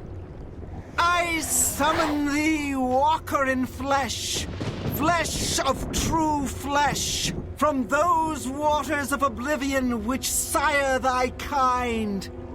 Come to this altar, join with this body, quintessence of flesh joined with the essence of flesh. Absolute immortal, immortal, bound to contingent. Stand clear of the cistern, over here by me. Okay. Honored Daedra, fear not thy abasement. Thou shalt be the holy in this temple. I bind thee, Atronach, to this body, henceforth gatekeeper of the Shivering Isles. My child, it is time to fulfill your destiny. Stand guard in this land against all those who seek entry not bearing the mark of Sheogorath's favor. You shall know them by the coldness in their minds, a darkness of spirit. What's this? My child, they're coming! Destroy them! Show them your true power! My child, destroy the interlopers, or run to Sheogorath. Either way, tell him of our doings here. Send him my tribute, and my affections.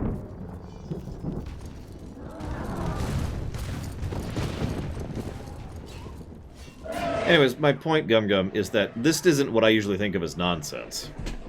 This is just a bunch of people who have specific mental afflictions, most of which are fairly logical in the way they are presented. Fixation or obsession, you know, that kind of a thing. Just curious, I think he's gonna win this one. Call me a weirdo. Especially since that guy's just punching him. Why are you punching him?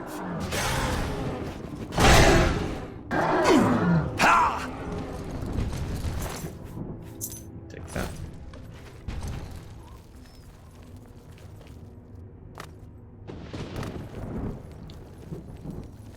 Madness is something you know when you see it. That's my answer to you, Gum Gum. I have no idea how to put that into words. Because I distinguish madness from crazy from insane. See, I'm mad, but I'm also crazy, so they're not mutually exclusive. But I'm not insane. Although it is possible to be insane, mad, and crazy.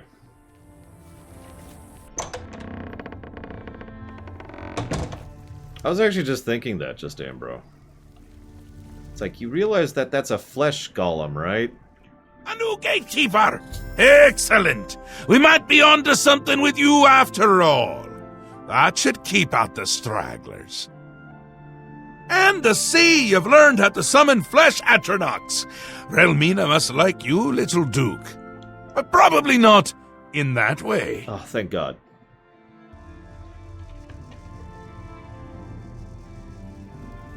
Lord Sheogorath, I apologize for the intrusion, but you must help us.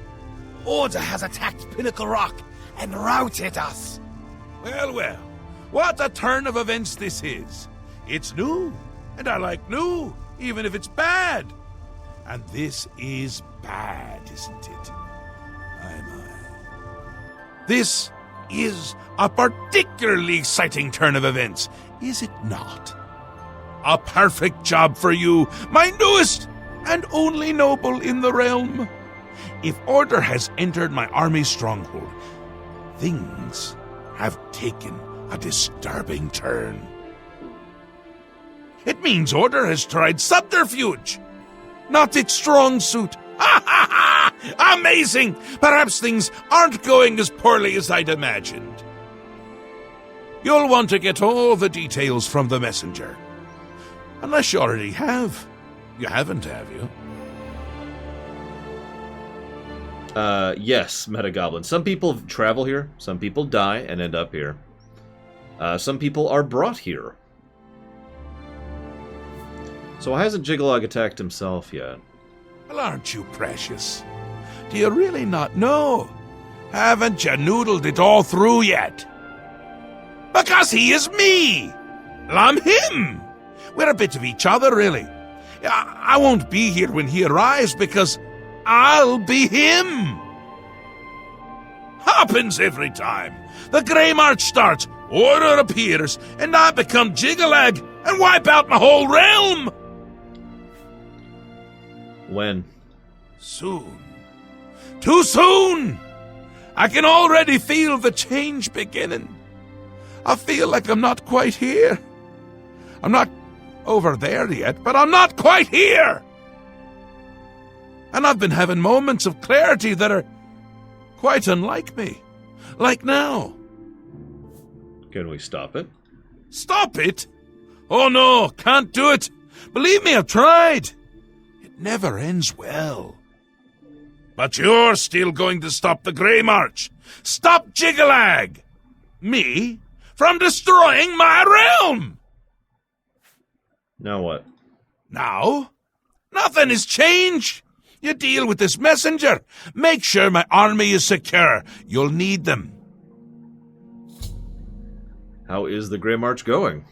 Your job is still to stop it. And to stop Jiggalag.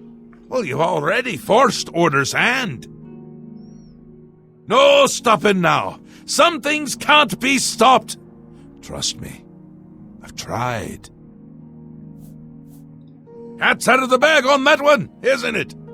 Who puts cats in bags anyway? Cats hate bags. I think that's the point. Soon, I'll turn into Jiggalag. There's no stopping it. That doesn't excuse you from your duties, though. Get to it! Ta! Come visit again! Or I'll look out your... It's okay. I'm about to become a little more important than what the... Oh, right, I need to talk to the messenger. Right. Your Grace, there is trouble. You must come quickly. Our stronghold at Pinnacle Rock is under attack. The forces of Order broke in and routed us. You must go to Adeo at once and aid her.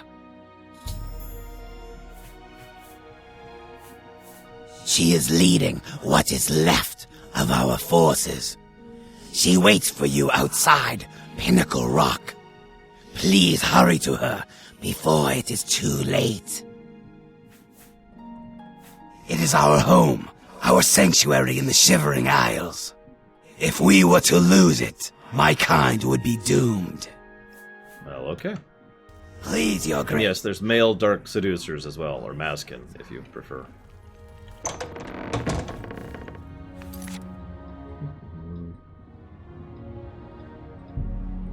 Yeah, it doesn't sound crazy, mad, or insane, Gum Gum. That just sounds disturbing.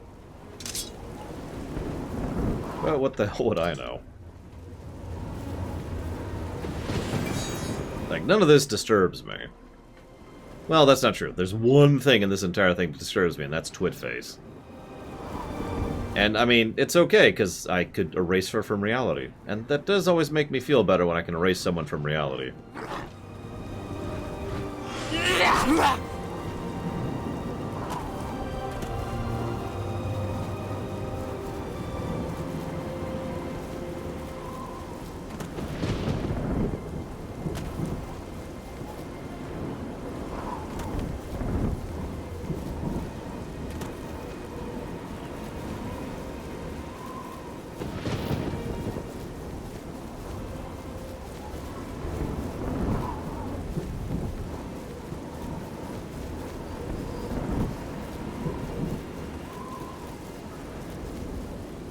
Sorry, I'm thinking about pluses and minuses here, since we're wrapping up. We're not many quests off from the end here.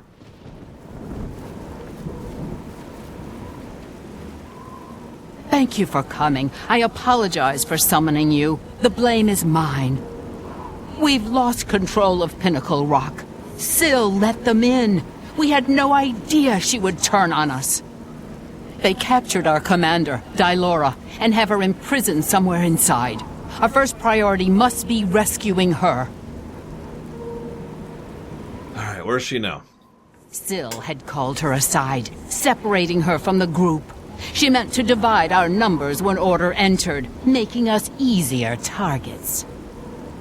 They imprisoned Dylora somewhere within Pinnacle Rock. If they killed her, she could return to us, so they keep her hostage. If we follow the waters of the wellspring, we will surely find her. What kind of enemies are in there? Syl let them in. More than I could count. It was all we could do to fall back and regroup out here. We must free Dylora as soon as possible. She will know what to do. I mean, honestly, someone as obsessive as the Adoring Fan probably would be fine with the Shivering Isles.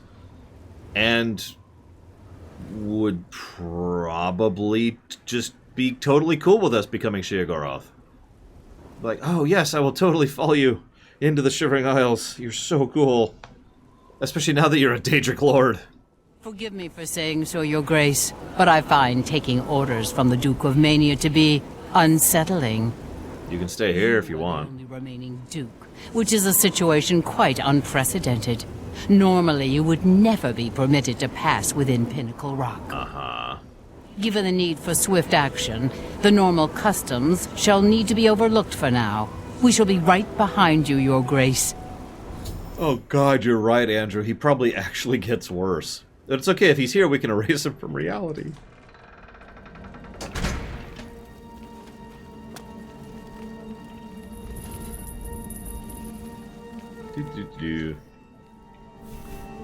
Yeah, you guys fight them. I'm gonna be busy.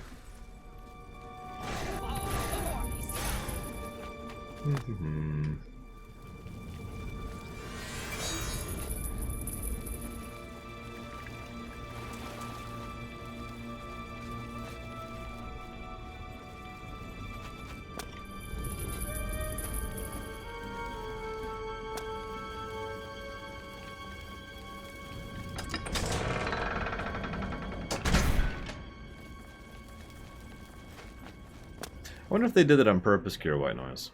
Or if blue and orange morality came from this. 'Cause I don't remember what originated that term. I know it's a trope. I just don't remember where they got the trope from, you know? Because they always name those after something, just like I do.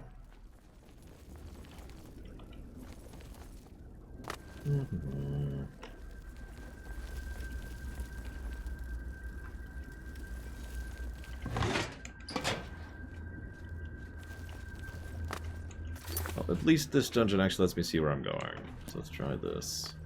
Hi. Nope. Okay.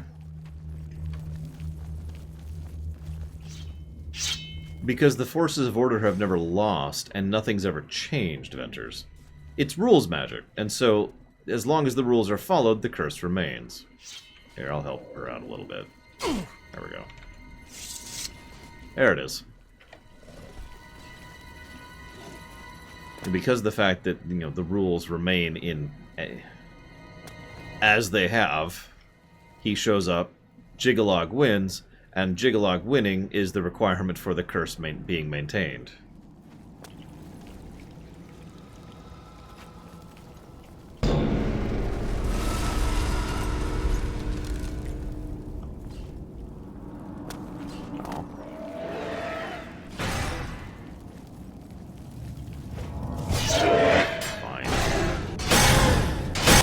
Before me, scum! Yep, you got him. Raise eyebrow. You have my thanks for freeing me, but just who are you? Well, I'm the Duke of Mania. Your Grace, I am sorry. I did not realize. It's okay. Not a big deal. Where is Syl? Have you seen her? That traitorous coward? What happened here exactly? Sorry, Venters. Syl, the snake. She showed up, asked for a contingent of guards, said there was trouble at the palace and that we were needed. We were so focused on organizing quickly that by the time we realized she'd let order in herself, it was too late. We were split up and picked off. But it doesn't matter anymore.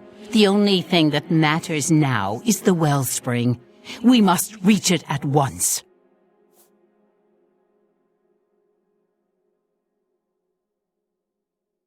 The wellspring of the Mazkin. It's what links us to this realm, where we return to the world from the waters of Oblivion. If Syl helps Order sever that link, my kind will be annihilated.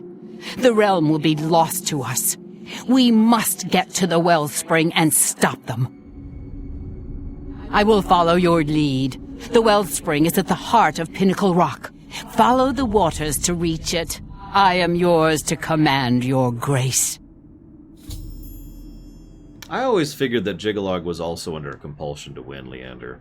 In a similar manner to how Sheogorath is under a compulsion to win. Although, I suppose it's debatable whether that's a compulsion or if they just don't really have enough information to not try to win, you know? No, Gum. I think the most messed up thing I ever saw was that stupid movie I hate, which I can't think of. I don't like gore, you know. Horrifying things usually just make me roll my eyes, but there's a few gore things that have bothered me over the years. And I have a really good visual memory. That's probably why it bothers me so much. We must prevail.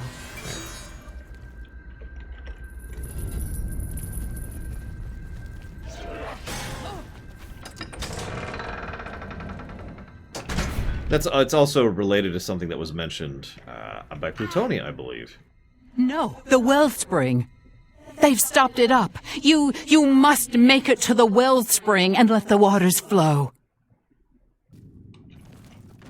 And every single one of the Dark Seducer Daedra just died because of it. In case you missed that. Anyways, as Plutonia mentioned, it's entirely possible Jiggalog is so structured and orderly that he doesn't have the ability to alter his perspective and acknowledge things. Well, all the VODs will be going live tonight, PF Worth, on YouTube, if you want to watch that instead of on Twitch. However, that would have been yesterday morning. So that would be VOD 9, I believe, once they go live on YouTube. But yeah, the idea... Plutonia brought this up because it's possible Jiggalog cannot understand the concept of free will given the way he's structured, right? Thus, you know, the very idea of being capable of thinking outside the box. Well, I mean, that's not really Jiggalog's thing, right? That's Sheogorath's thing. Kinda literally.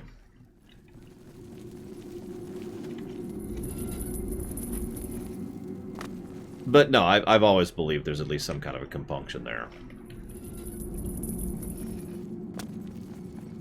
It's possible there isn't. Like I said, it's not that hard to believe that he cannot do that. It's like Anime Pantsu. Anime Pantsu can't stop subbing to me for some reason. I don't know why. But I do appreciate the subs either way. Thank you very, very much. I will put that towards Legend of Legaia. which is up here.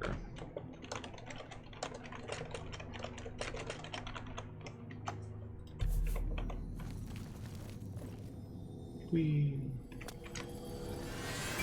I do wish we could at least change the color of the light spell, you know? That'd be a nice thing. Something, you know, maybe get some blue going on, maybe, instead of this kind of sickly green thing. I've never run Warcraft 2, no, PF Worth. Someday we'll probably do a review of it. Hopefully, fingers crossed. But I've only streamed it very briefly. And that was for during the WoW lore run. It's just back, isn't it? Yeah, it is.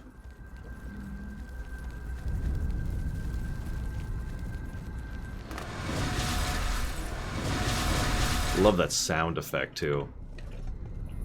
I tell you what, Metal Goblin, I've said this before. If I win the lottery and I'm detached to the point where I don't mind absolutely destroying my career by streaming WoW Classic, I'll do a review of WoW Classic. It'll get lots of negatives, I'm just gonna tell you. So, this is neat. Nice little thing there we got going on. Yeah, Bethesda has decent sound design. As much as I complain about it, Fallout 3 is actually a good example of good sound design for the most part. And you might say, well, why would you complain about it, Lore? The ants.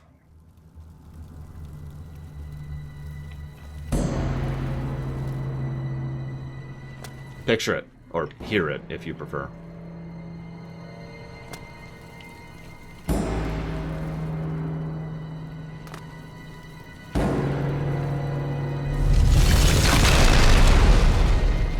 Okay.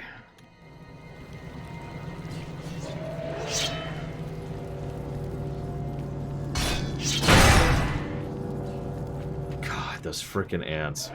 The first time I ever played Fallout 3, the very first quest I did, after I got out of the vault, was going into those damn tunnels. It was the quest where the kid runs up. He runs up, he's like, oh my god, help me. You remember that? And he takes you to the town, and you go into the tunnels to try and then you find out about the Ant Queen. That was the first quest I did, the first time I ever played Fallout 3. Because you can make fun, but I missed Megaton, basically. I roamed, you know? So I didn't actually run into Megaton. And, yeah. God, I was just like...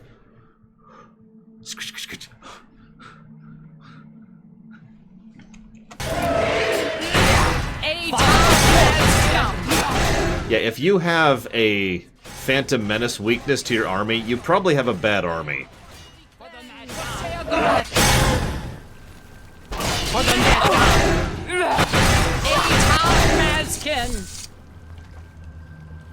Is that all of them?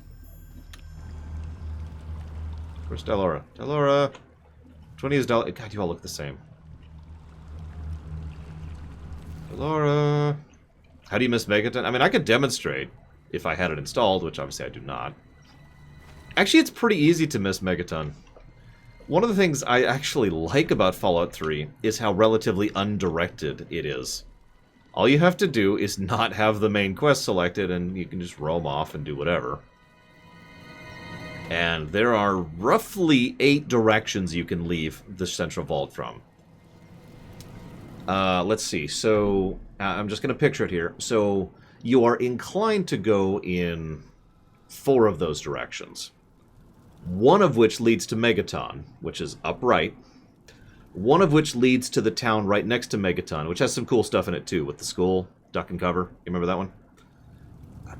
And then right can lead you all sorts of places which go way away from Megaton. That's where I went, by the way. That can lead you down to Tenpenny Tower. That can lead you off to the DC area, etc. And if you go left, that leads to all sorts of other areas. Like you can head to, not Little Lamplight, the town that's a consequence of Little Lamplight. I can't think of the name of it right now. Or you can find the Vampire Town if you go left. You get the idea. It is pretty easy to miss Megaton. Big town, that's it, big town.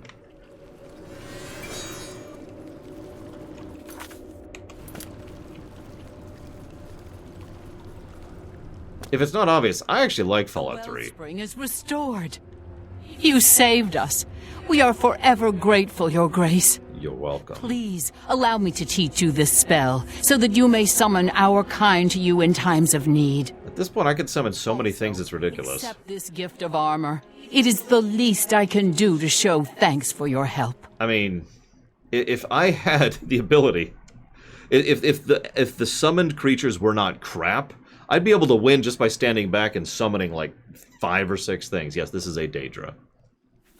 No sign of her yet. We'll do our best to track her down and deliver her to Lord Sheogorath for a fitting punishment.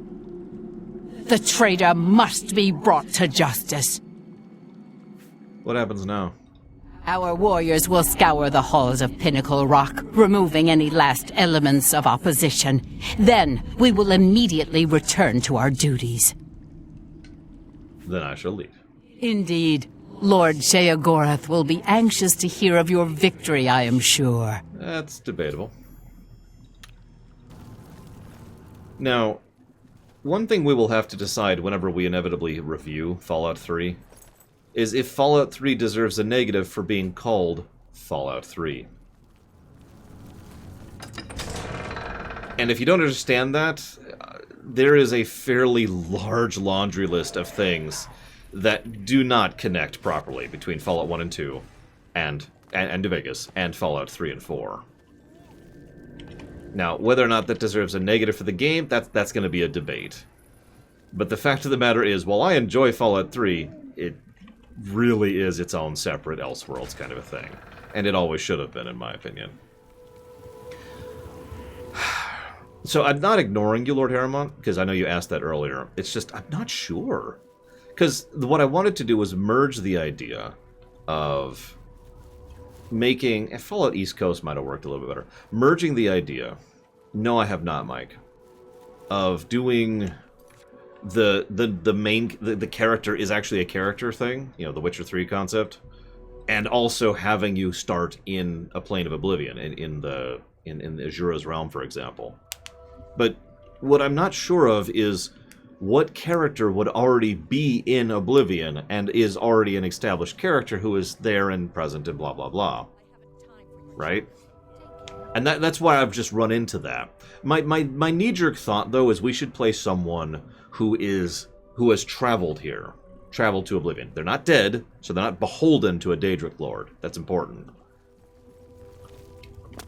But at the same time, I have to admit, being beholden to a Daedric Lord would be an automatic narrative hook. After all, that's what we play in Fallout, or excuse me, not Fallout 3, in Morrowind. In Morrowind, we are effectively on the hook for Azura. And I'll admit, my first thought was we play the Nerevarine. I'm just going to say that my very first knee-jerk thought was we play the Nerevarine Reborn. But anyways...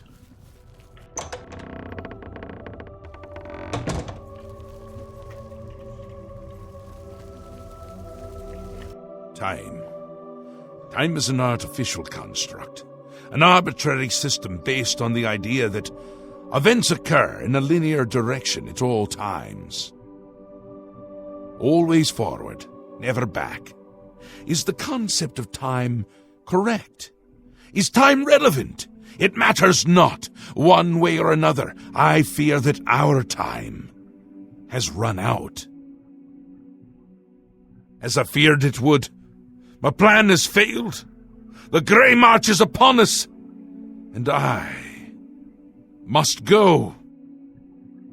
I thought we had more time. I thought we had a chance. My plan has failed, and we were so close. Optimism! How adorable! I love it! Even at the end, you make me laugh. I'm lying. That wasn't funny at all. No matter.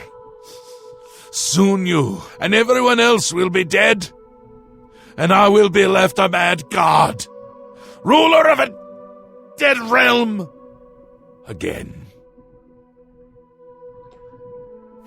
What happens is what always has happened, what always will happen. I crumble, I fade, the realm dies, and you with it. Flee while you can, mortal. When we next meet, I will not know you, and I will slay you like the others. What could I do? I had intended to give you my staff, the symbol of my office. But life is gone from it, as it goes from me. It is now dead wood, a useless twig. With the staff there was hope, but now hope is dead. I am dead. The realm. The realm is dead! Sheogorath is dead! All shall crumble before Jigala!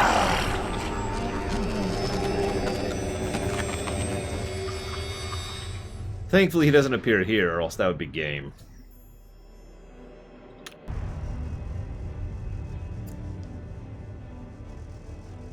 By the way, the reason Jiggalog was cursed with this by all the other Daedric princes is because Jiggalog, by himself, was so strong that he was a threat to all the other Daedric princes.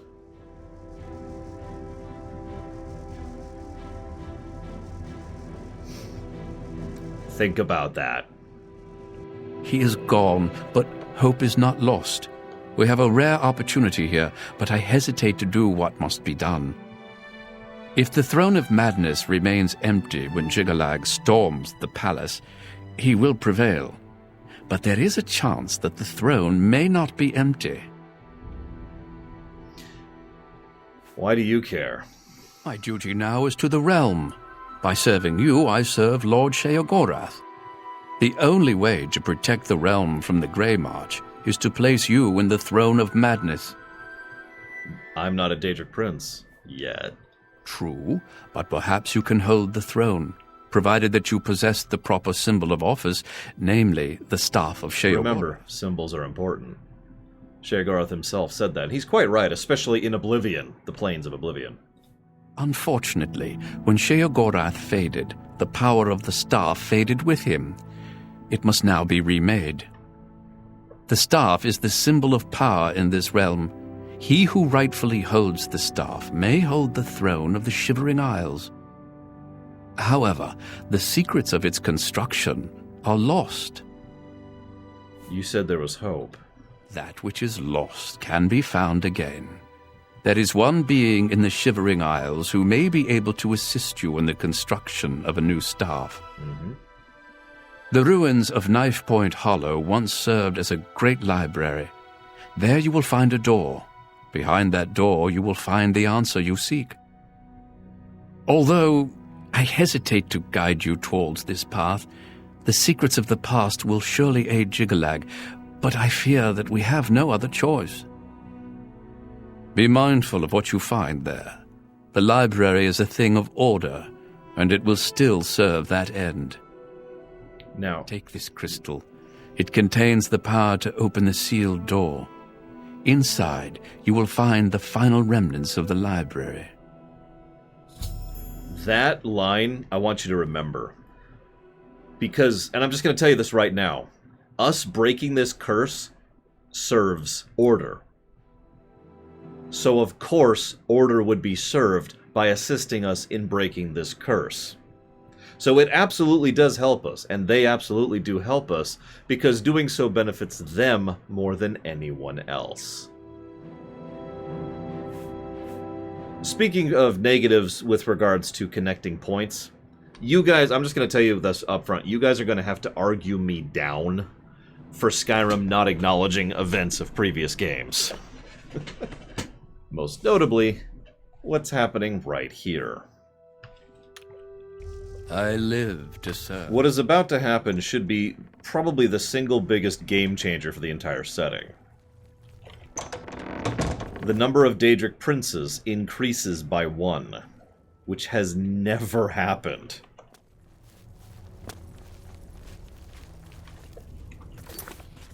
I mean, there's other aspects to that as well. There's the fact that order has been returned to things. There's... Oh, you're right, Malakath. Sorry, I always forget about Malakath. Excuse me. It's happened once before. Sorry, with Malakath. I actually did forget about that. So, that doesn't change my statement at all. This has only happened once before, and therefore this should be this huge monumental event, which should be this big deal, and blah, blah, blah, blah, blah. And it has no relevance past this game. This is not even mentioned over in Skyrim. Jigalog is not even mentioned in Skyrim, not counting a book which was copied over to Skyrim from Daggerfall. The only way I can even begin to explain that away is that Jigalog is being quiet. But the problem is Jigalog doesn't really have the ability to be quiet. He doesn't do that, right? He doesn't plot. He doesn't scheme. He's a giant wall that walks forward and you're in his way. Also, the very fabric of reality should also be changed, because now we have order and madness, chaos, both being represented by Daedric princes. Think about that.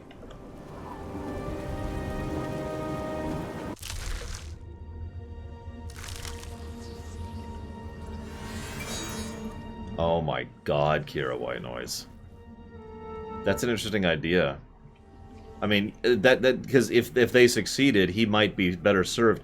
Oh my god, what if the Thalmor think they're rewriting reality to return them to the state of everyone's a god and the elves are dominant and there's no men, and what they're actually doing is rewriting reality in the manner that he wants it to be rewritten. Structured.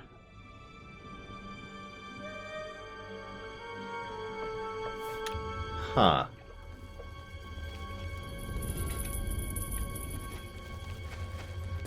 I must have missed that, Bragwin, because that's a new thought to me. Oh my.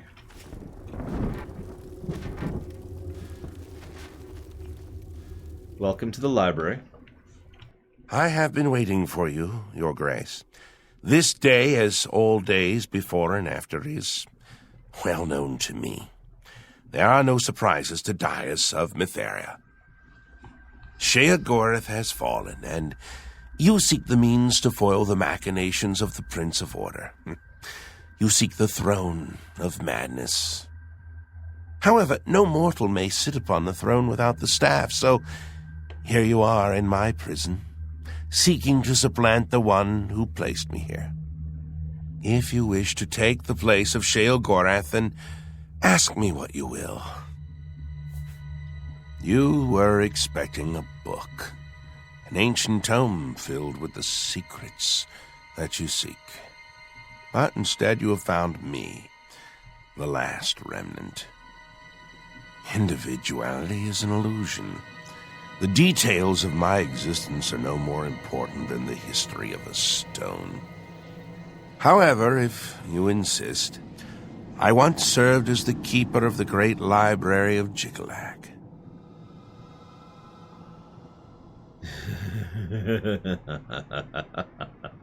Oh, I was going to comment on that, actually, Venters. Because that's a good damned question. We are not bound to the Shivering Isles. We came here willingly through a portal, which is still there. We could just leave, and then the cycle could repeat. For whatever reason we stay, if there is any evidence that the main character is insane, that is it.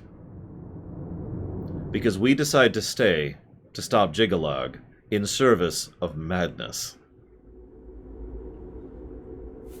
The great library was the height of logic and deduction. Contained within its walls were the logical prediction of every action ever taken by any creature, mortal or Daedric. Every birth, every death, the rise of Tiber Septim, the Numidium, everything, all predicted with the formula found within Jigalag's library. Psychohistory.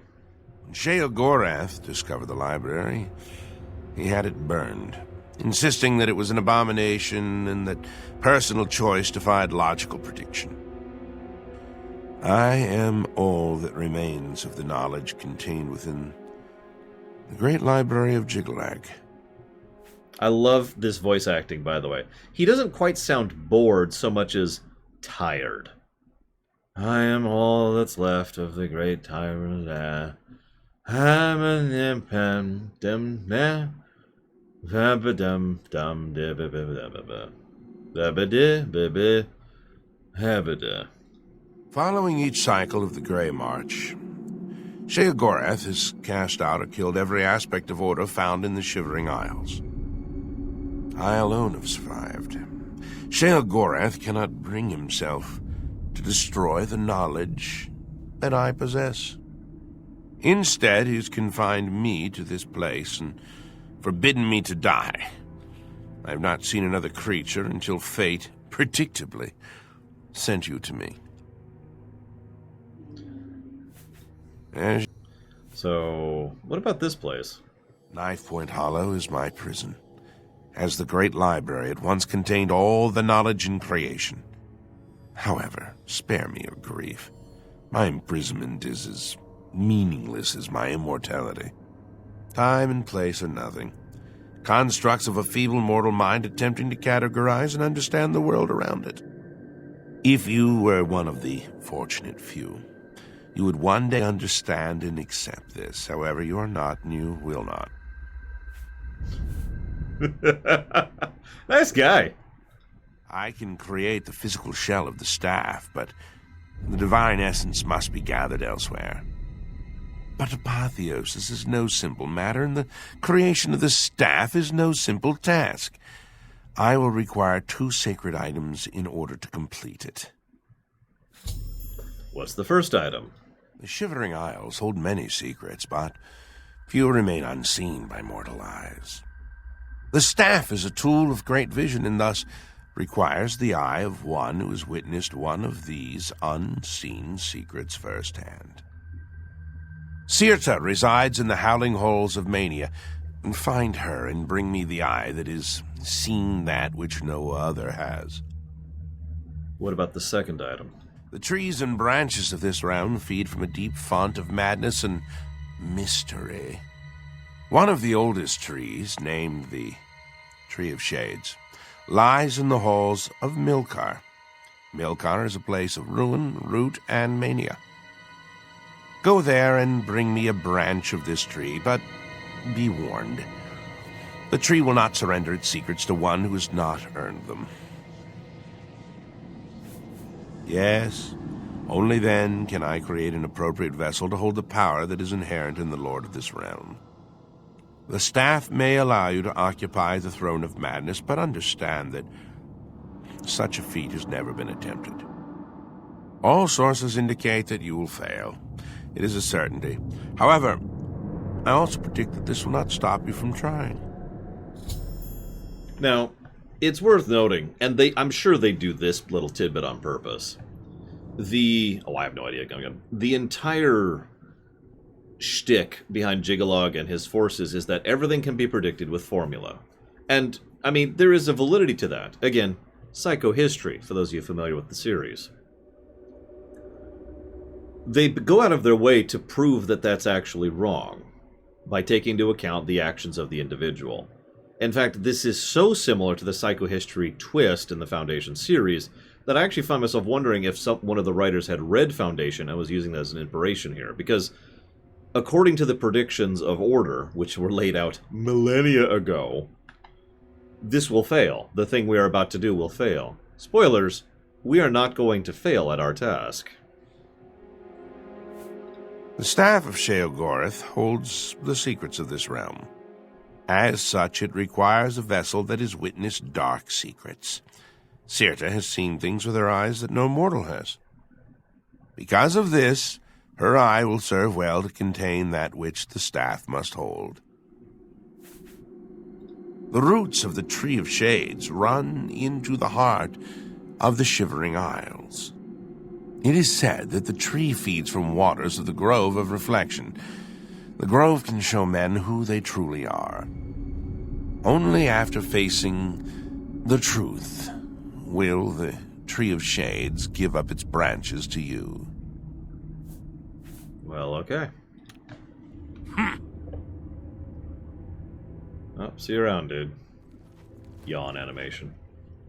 And yeah, exactly, Leander. And you mentioned that earlier too, of course. If it's not obvious, this is why I really love the Shivering Isles thing. The intro and the outro are both quite excellent, which is rare in a video game.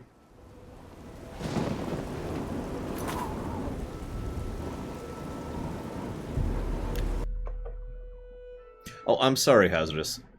Whenever everyone gets on is actually the answer, but that's usually somewhere around 8 to 9 p.m. Eastern Standard Time. Also, it's D&D, not board games tonight, just as a heads up.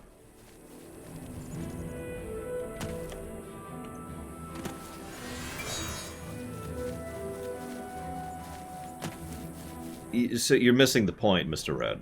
According to the predictions that he laid down of the future, he is going to stay cursed for all time.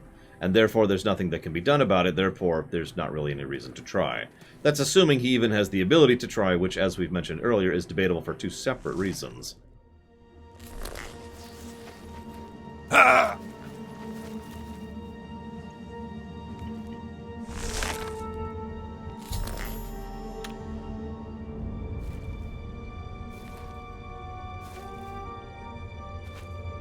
Ah!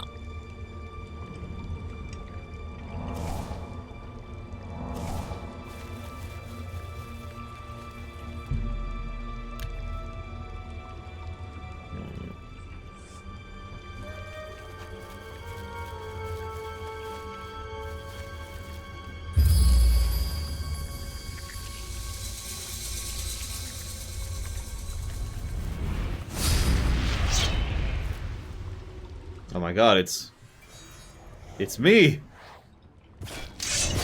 Oh my god, I'm completely invisible because of the chameleon thing. That's actually funny.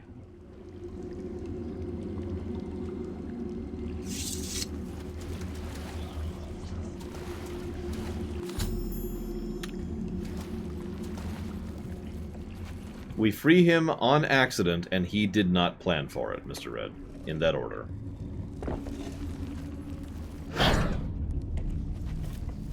By the way, that fight we just did can suck, depending on how you do it. And how you're built. I think we talked about that during the lore run.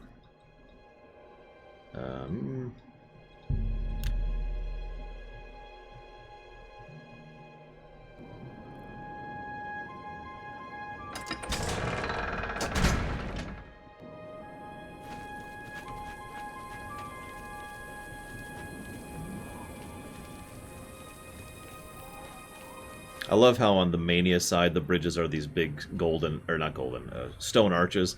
And over on the Dementia side they're this.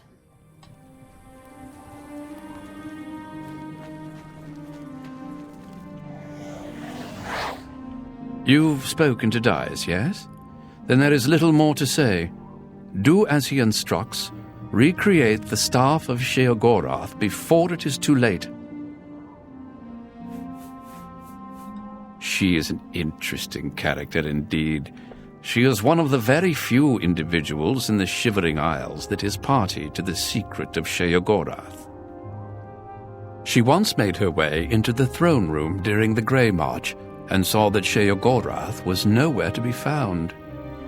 However, she did not recognize this event for what it was. She believes that Sheogorath had abandoned the realm out of fear of Jiggalag's attack. So while she is party to the secret, she does not know its significance. She believed Sheogorath to be a traitor to his people. She believed it so strongly that she led a revolt against Sheogorath when he returned. She was imprisoned in the Howling Halls for her trouble. Actually, if only we could speak more often. Wait, don't leave. You've spoken. Here in this realm, where secrets are power, Dias is a being of great might. He has knowledge of events beyond even that of the Daedric princes. Fortunately, Dias has such an intimate knowledge of things to come that he sees no purpose in taking any action, since the outcome is written.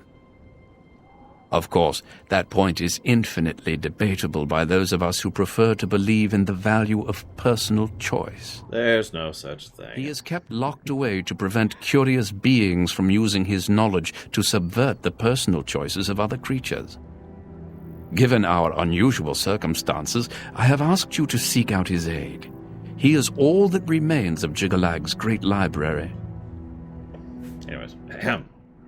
If only we could speak more often. But yeah, no, I agree, Mad Overlord. And yeah, exactly, Leander. Although it's worth noting that Hermaeus is more of a seeker and hoarder of knowledge than anything else. At least that's how I've always interpreted him, especially after Skyrim.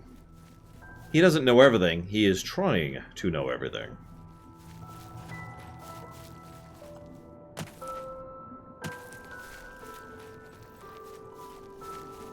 But yeah, once again we see how Jiggalag was possibly deliberately, possibly uncaringly, treading over the domains of other Daedric princes.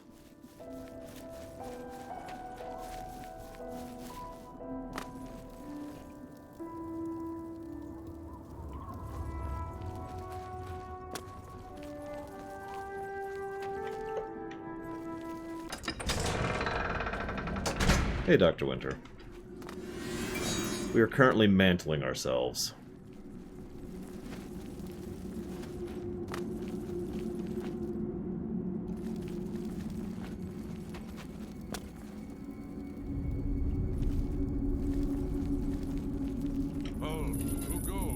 Unfortunately, I think the most likely outcome at this point, ooh, gems, is that Bethesda will either retcon Jiggalag back out of existence, or do something really mundane and boring.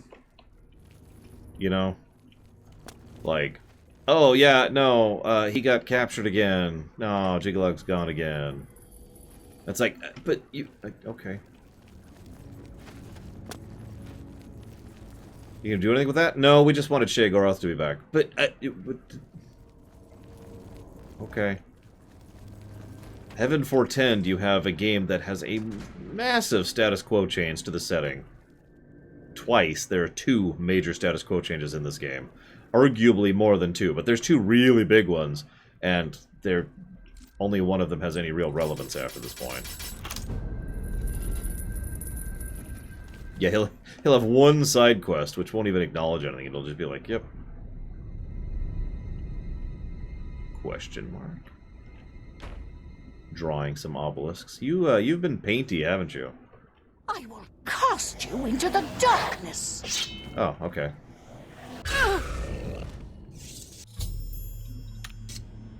Oh my god, it makes so much sense, Mad Overlord. I'll rip out her eye. There we go.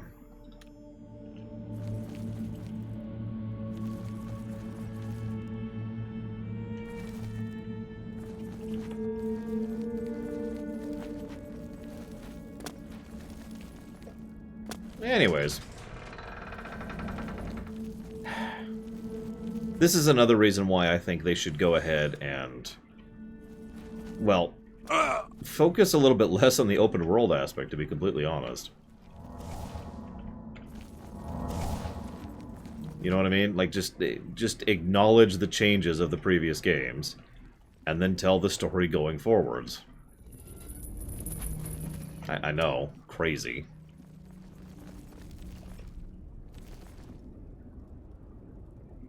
Why?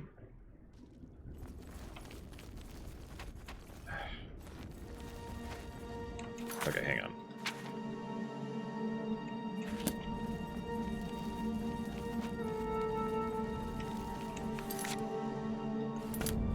Oh, there it is, down. Oh my god, Miranda. We were just talking earlier about how one of the most common questions I'm asked is, where will Elder Scrolls 6 be? Okay, so most likely answer is going to be someplace dumb, boring, and mundane. Let's just start with that. Doesn't even matter where. It's just going to be dumb, boring, and mundane. Where I want it to take place, well, my first pick is still Akaviri. Or Akavir, rather.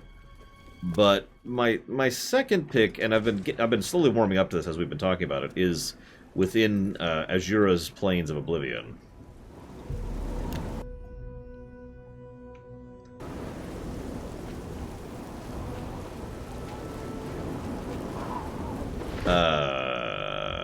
Redguard, I guess, Mad Overlord?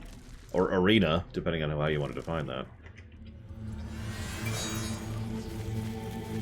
We do not know where Elder Scrolls 6 is taking place. We know effectively nothing about Elder Scrolls 6. We know very, very, very close to nothing about Elder Scrolls 6. Anything else is the realm of speculation, debate, and rumor.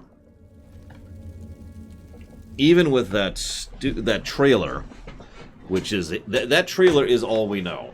That is 100% of our knowledge about Elder Scrolls 6. They're probably working on it. There's a trailer. The trailer shows us a completely generic terrain, which includes a mountain, which doesn't mean anything. And that's it. That's what we got. You have the items, contrary to all prediction. Once again, you defy the path set before you. However, what comes next is now unclear. If you wish to confront what is to come, I shall create the staff for you. Oh. Staff of Sheogorath. You possess the eye and the branch. Together they shall form the physical shape of the staff of Sheogorath. After I shape them into the staff, you must take it to the seat of power in the Shivering Isles, the palace of Sheogorath. There, imbue the staff with power from the font of madness. Soak the staff in the waters of the land, and it will open its full power to you. You have defied the expected and accomplished something that denies all logic. I must contemplate the error in my calculations. Now, take your treasure and leave me.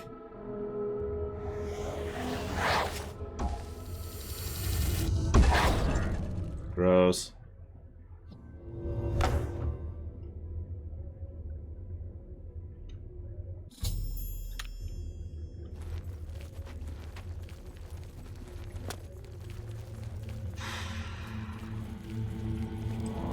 No, he's just hasn't seen sun in a few centuries, Magister. You know, until relatively recently, I would be able to say, well, at least we know an upcoming Bethesda game won't be laden with microtransactions. Thanks for that, Fallout 76. Appreciate it. For all the crap Bethesda pulls, you know, at least I could have said that until Fallout 76 came out.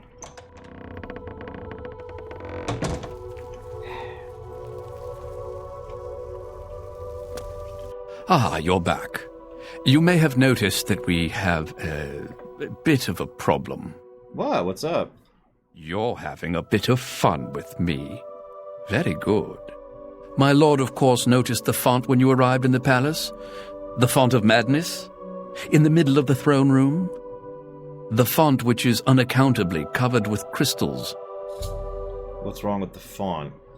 Order. The taint appeared only a short time ago, but it has spread quickly. I fear that soon we will all be serving a new master. So... Yes. His agents must have found a way to poison the font with order. Once the source of madness becomes the font of order, Jiggalag is won. But we've beaten him at every turn. This is true. Very little surprises me, but your successes against the advance of order have left me astonished. Speechless. Indeed, it is your very success that must have led Jiggalag to this unexpected avenue of attack. His usual approach is much less imaginative. So what do we do? Somehow, the forces of order have poisoned the pools of mania and dementia that feed the tree. I suspect the traitor Syl. Jiggalag has never had an original thought in his existence. Be that as it may, you will have to enter the fountainhead beneath the tree and find the source of the poison. The font flows with the sap of the tree of madness, which it draws up from deep beneath the palace. The fountainhead leads down to the pools of dementia and mania, where the insanity of the realm's inhabitants settles. Jiggalag's minions must have introduced order into the very wellspring of madness. You must cleanse the pools, or order has won the war. Sheogorath's private sanctuary, where he would often meditate amidst the tame gnarls that tend the roots. Normally, the fountainhead is a peaceful sanctuary, but there's no telling what changes the taint of order may have wrought. Now I fear that the gnarls themselves may be accelerating the spread of order throughout the tree's roots. Be careful. We discussed that earlier, Ventures. There's 3 broad possibilities. Only we could speak none of which are mutually exclusive. Nice things there. Possibility number 1. The curse prevents him from being able to try and contradict this. Possibility number 2. He is so in the box that he can't think outside the box sufficiently to actually do this. And possibility number 3, he has already predicted that everything is going to go a certain way and therefore doesn't see a point in bothering to try to do anything else.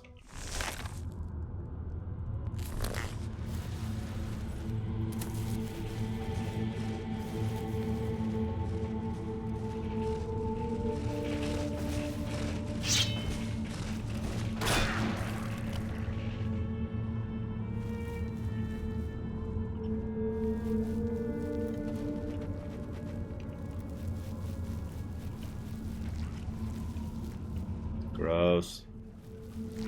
Gross.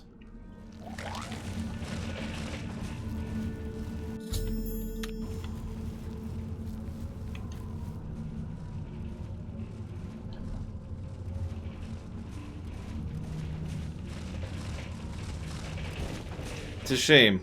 I was willing to give this game another plus for the outro, but then I remembered the last dungeon. This is the final dungeon of Shivering Isles right here. And of course it's this goddamn route. Hate this place.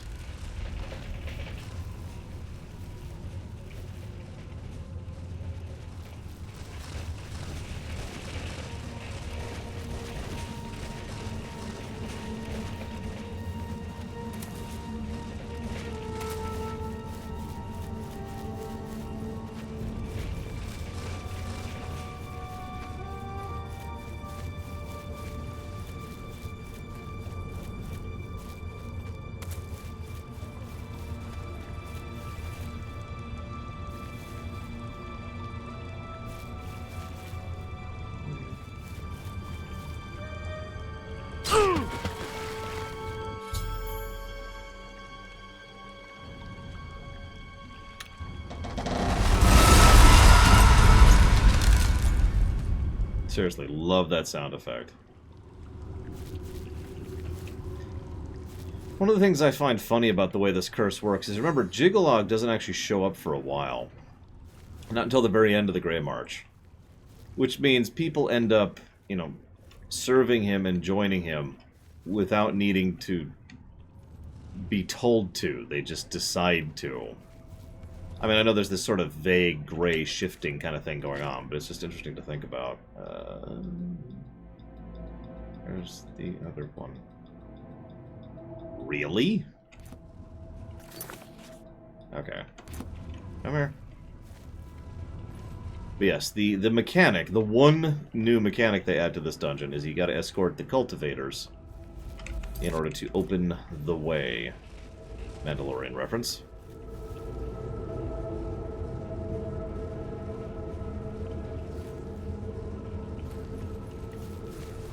Well, he's taking forever to come here. Well, I do hope you enjoyed SA2K.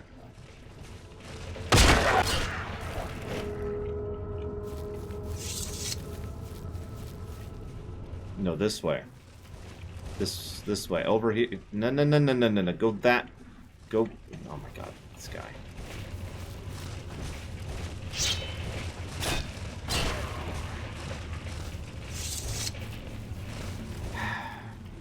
Where are you going?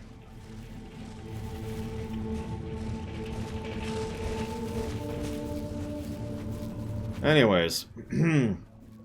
If you're already doing okay in the first part, you're doing better than I did, SA2K, because just being on that pod with nothing but water in all directions freaked me out so hard.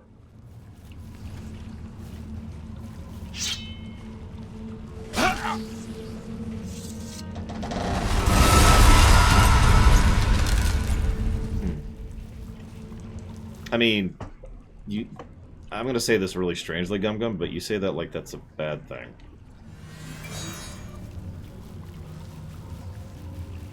Like, yes, someone made a TV show with intent to sell toys. That's a pretty common thing. In fact, it's one of the more common reasons to make television in general. Doesn't prevent the show from being good.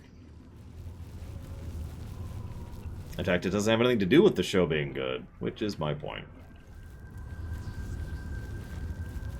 Oh god, it was horrible, Bregman. Like, it probably looks like I was memeing. I was not. There were several times where I was just... Because water. Like, it's okay. Once you get below the water and start to get around, it's a lot better. But, like, just those first few moments, especially if you stay on the surface, that's just...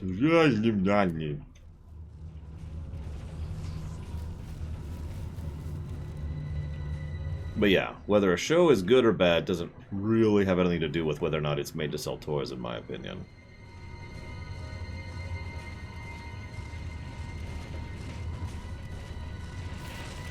Because, you know, there are plenty of shows not made to sell toys that are bad, and plenty of shows made to sell toys that are good. And vice versa.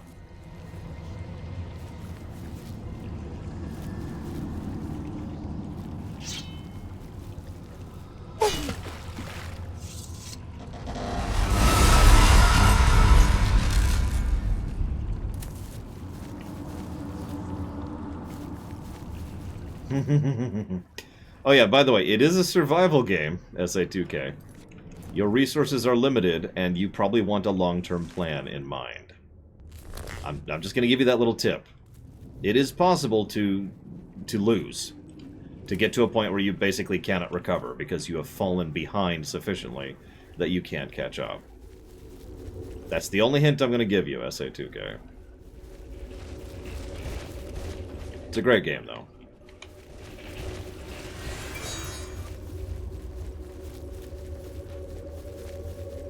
That's a good point, Linkensky. I mean, most people make games to make money. That doesn't prevent us from having good games, too.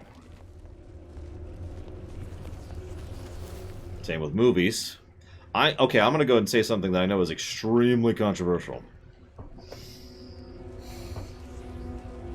I like the MCU quite a lot. It certainly has its flaws and its problems, but I am overall a definite fan of the MCU. The MCU was definitely made to make money. At least after Avengers. But of course, I've already talked about all that in my various MCU ruminations, which by now have mostly gone live.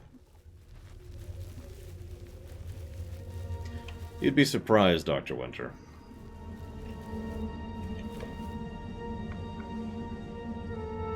Oh, I'm in the same boat on that one, Gum Gum. I love Nintendo games, but Nintendo corporate can go to hell.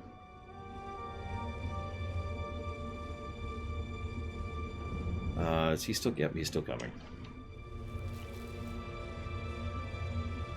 I was going to look something up while this is happening. It doesn't matter. But yeah, I've heard many people who have... I think there's some pendulum effect going on here, who have been like... Aah! With regards to the MCU. Especially in the last few years, after Endgame. Oh yeah, I was going to look up my own website. That's what I was going to look up. Oh my god, he's stuck on the terrain. You can do it, buddy. You can do it. It's okay. Maybe you can't. You have until I look this up. Okay, fine. Go. Oh god, I can't even push him because he's... Get over that way. That way. That way. Oh my god.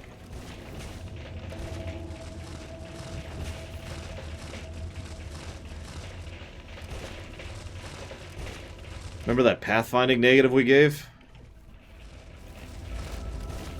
Okay, here. Go this way. Around. There you go. There you go. Good boy.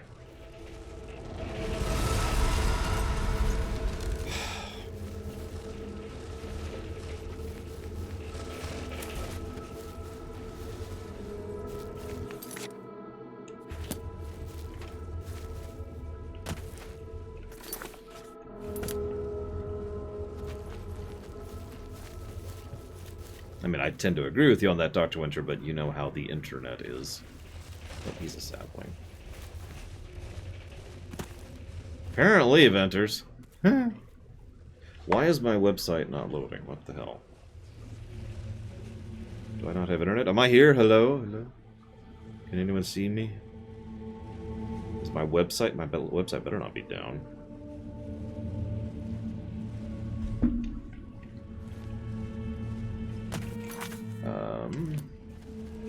Because the only person I have to diagnose that is me.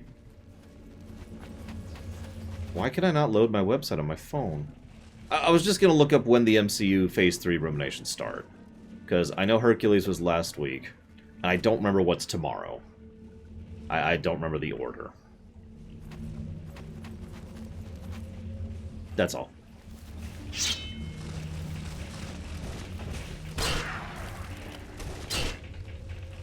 So it will be this month then.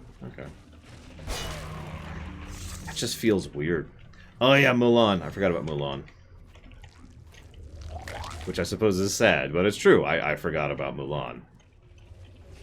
Okay, don't get stuck on the terrain.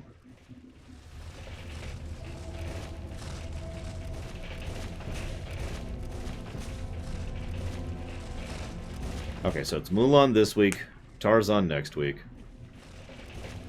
Why would I suddenly go from...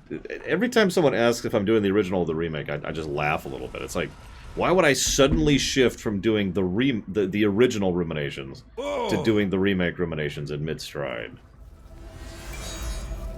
Besides, Mulan wasn't out yet when I recorded that video. And everyone knows I do those way in advance.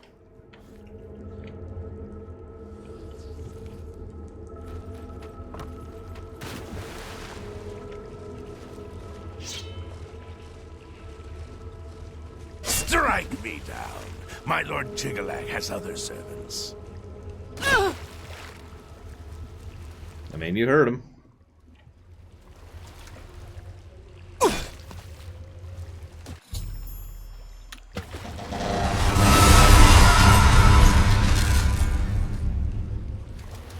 Can we keep him? I kind of like the crystals, honestly.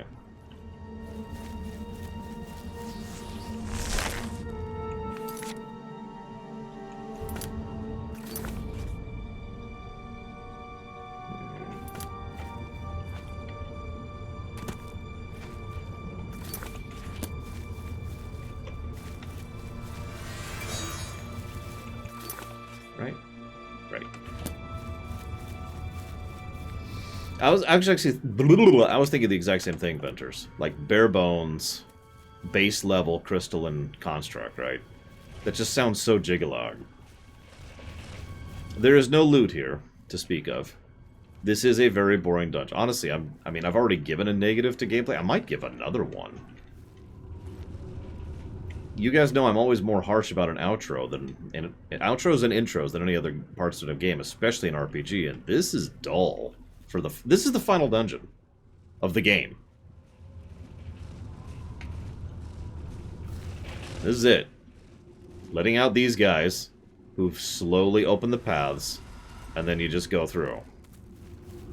You know what? Yeah, you talked me into it, guys. Hang on. Go away.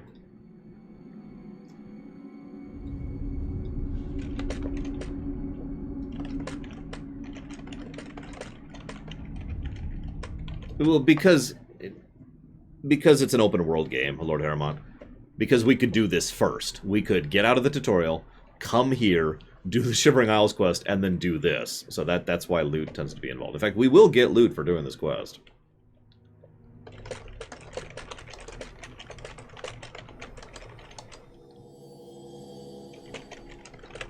Good night, Dream Whisperer. Have a good one.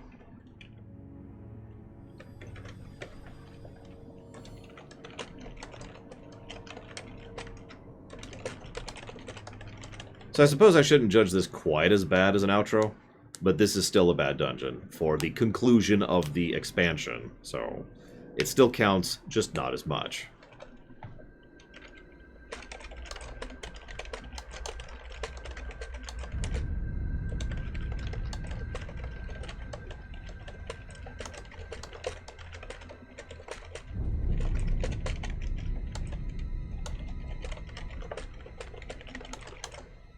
mean, they turned the final dungeon into an escort quest. Come on. That's probably the last gameplay negative right there, if we're being honest.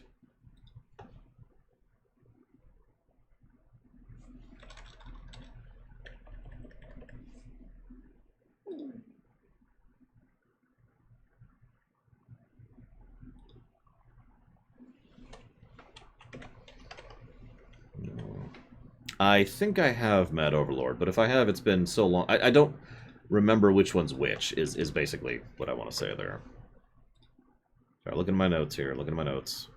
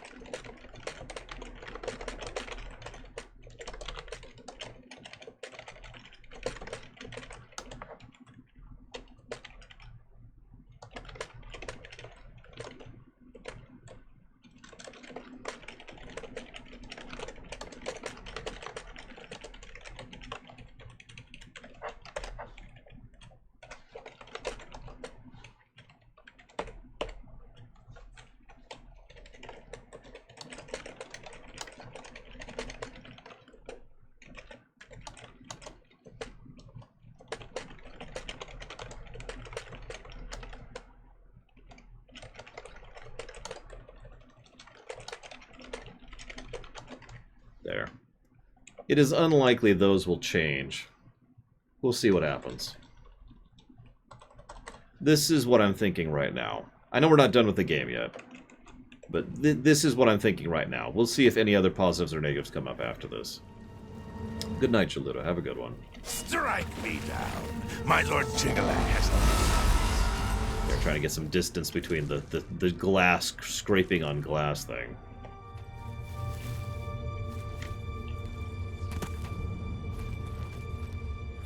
Actually, I think for possibly the first time ever, Gum Gum, I think I'm fully in agreement in that with you. A lot of laws and legalese exist for lawyers. Oh, absolutely, Dr. Winter. This is still a net positive. This is... I have a category of games I like to call flawed masterpiece. It's a game that's just so good that screws up constantly, right? There's a few games like that, and this is... Honestly, this score is kind of what I was expecting walking into this review. Hi, Permeus.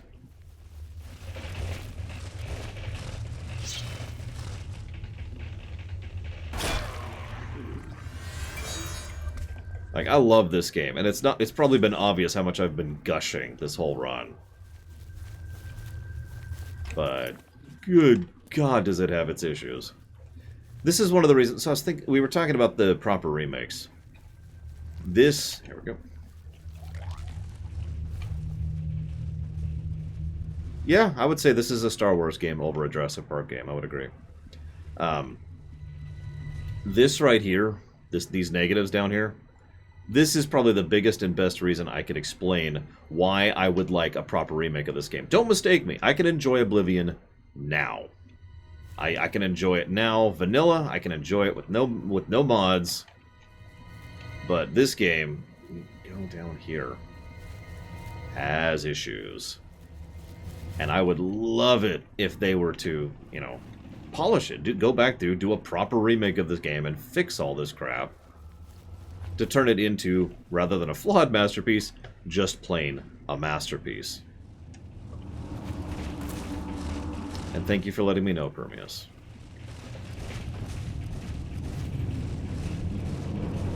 Oh my god. Is it this way or is it the other way? Nope, it's the other way. No, the other way. The other... Oh my god, this guy.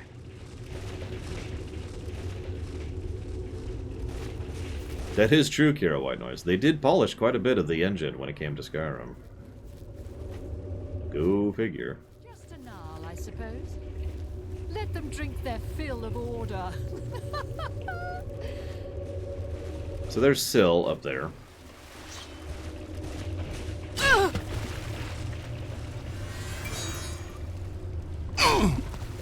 We'll actually confront her. If you do the other way, it's the dude, whose name I can't think of. Nice mace. Look at that. Look at that mace. So, the bloody-handed Duke comes to claim another victim. When I swore allegiance to Jiggalag, my eyes were opened. I saw who my true enemies were for the first time. Order's time has come. The Grey March is upon you.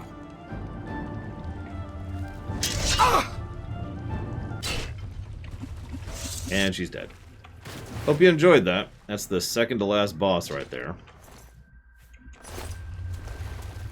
No, really. The weapon she drops is interesting, though. She drops that. This is a two-handed maul, which does not that much damage, but also has weakness to shock and shock damage on strike. Not too shabby. Strike me down. My Lord Jiggalag has a... Sorry, forgot to move away.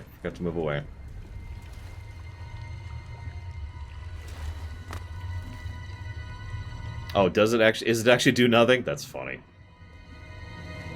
I don't think I've ever used it. Anyways. But no, I get you, Dr. Winter. I understand that mentality completely. You know me, I like to codify, I like to enumerate. I like to organize, but that's also why I have that sushi flag, regardless of whatever a rating of a game is. So now let's go fight the actual last boss here. Let's stop running around in the invisibility suit. Just this once. Just this once. We'll wear that outfit. Alright. Oh, hang on. There we go. Much better. We're not wearing that. We're going to wear the best outfit in the game for this.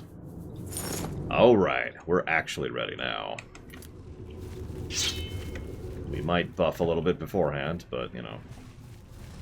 Oh, crap. They can see me now.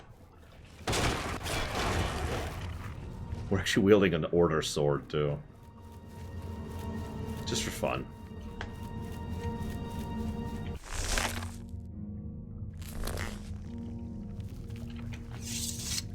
Hey, Haskell, I'm here.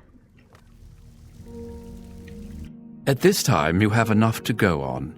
Now get back to it. With the pools cleansed, the font of madness will soon be restored. There's no time like the present to finish your journey towards godhood. Okay. My work is never done. Alright, I need to do this. I now have the Staff of Sheogorath, which does Voice of Sheogorath in 75 foot. My lord, our Mazel Zuda sent me to find you. She requests your immediate assistance. What? What's up? I don't know, my lord. She only said it was a matter of the gravest import to the security of the realm. Well, okay.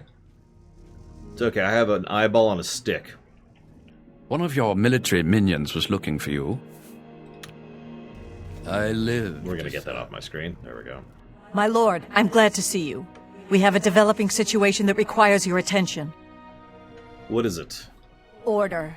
An obelisk has activated just outside the palace. I've ordered my Orioles to engage the enemy.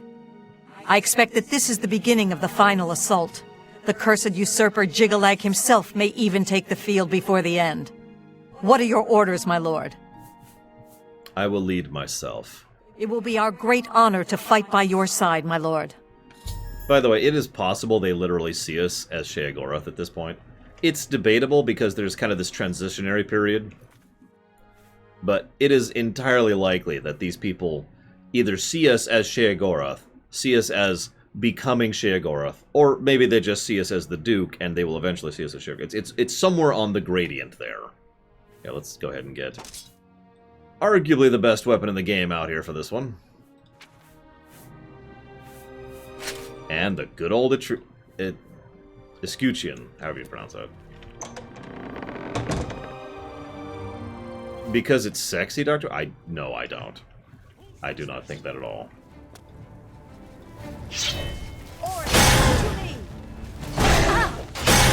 For Sheogorath!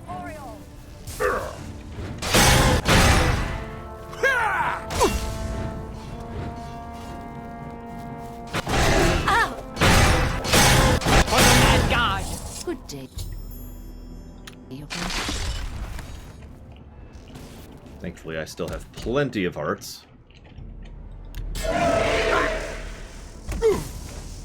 Yes, Lord Harriman, it is.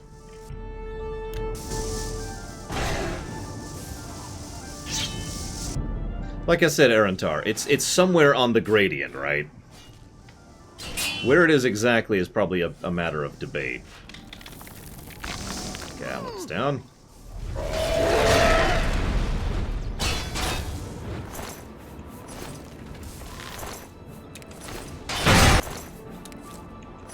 Also, they start selling some of the like. Look at that, that's an 11 damage sword. In fact, I think that might actually be better than the one I have on me.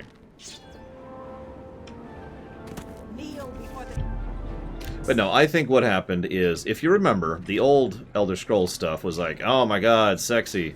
Like, you remember how there was actual nudity in some of the original Elder Scrolls games?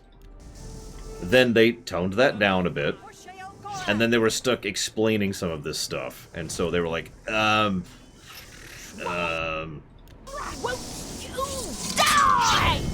yeah, no, I don't think there's an in-lore explanation for why Sheogorath has women wandering around in metal bikinis.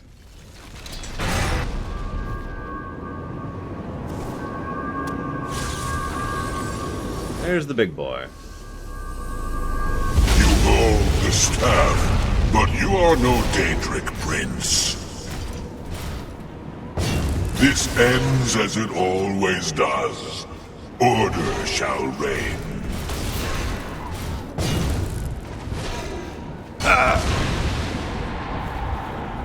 Did he just kill himself on my shield? Oh my god, he did. Enough! I am beaten. The Grey March is ended. For millennia, this drama has unfolded, and each time, I have conquered this land, only to be transformed back into that gibbering fool, Sheogorath. It was not always so. Once I ruled this realm, a world of perfect order. My dominion expanded across the seas of Oblivion with each passing era. The other princes, fearful of my power, cursed me with madness, doomed me to live as Sheogorath, a broken soul reigning in a broken land. Once each era, I was allowed my true form, conquering this world anew. And each time I did, the curse was renewed, damning me to exist as Sheogorath. Now, though, you have ended the cycle. You now hold the mantle of madness, and Jigalag is free to roam the voids of Oblivion once more. I will take my leave, and you will remain here, mortal. Mortal, king, god, it seems uncertain. This realm is yours. Perhaps you will grow to your station. Fare thee well, Sheogorath, Prince of Madness.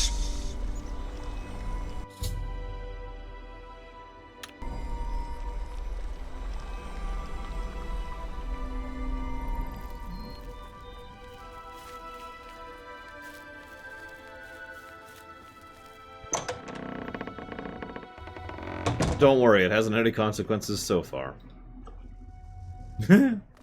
Yes, what is it? You've done it! Well done, Lord Sheogorath. I never doubted you for a moment. Now, of course, there is business to attend to. As you have assumed the mantle of Sheogorath, there are matters that deserve your attention. As Lord of this realm, there are a number of benefits to which you are entitled, as well as a number of duties to which you must attend. You may request any of the Golden Saint or Dark Seducer escorts at the castle to accompany you.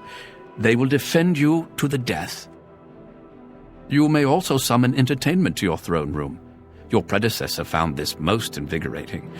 Speak with me if you wish entertainment. You also have the ability to affect the weather in your realm. As it is an extension of yourself, it will often have an effect on you as well. You also have the benefit of Sheogorath's protection. Cast this upon yourself, and if your life is threatened, you will be returned to your castle. Many of these abilities, Lord, are rooted in the magics of the Isles. Should you choose to leave this realm, they will not likely function. You wish entertainment, my lord? Indeed. As you wish. The most entertaining thing of all. Hello?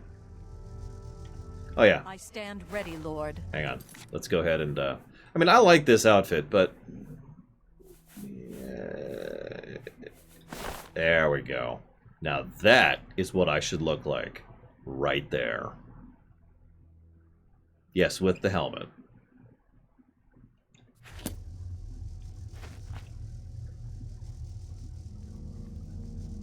Debatable, Mr. Red. Always a pleasure. Who are you? What are you doing?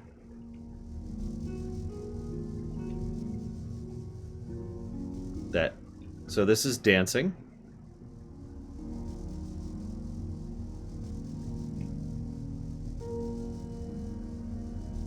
Always a pleasure.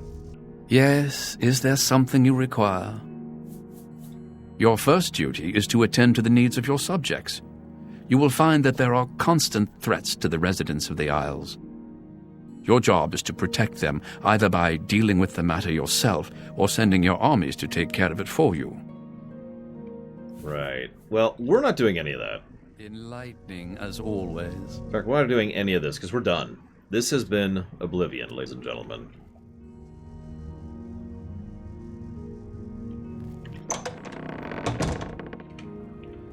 And like I said, and I was right, I don't really have anything to add to it, positive or negative. We are level 13? Yep, we are level 13. No, I'm not going to sit on the throne. Nobody cares about that throne anyways. Now I want to go somewhere else.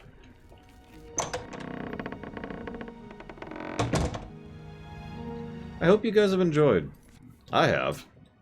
I know that kind of turned into a pseudo lore run there towards the end, because, you know, duh. It's hard to not when it comes to some of these things. Oh, did the game just crashed?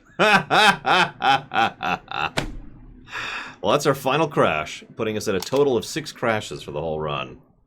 I was gonna go to Bruma. I was gonna end the game at Bruma. But you know what?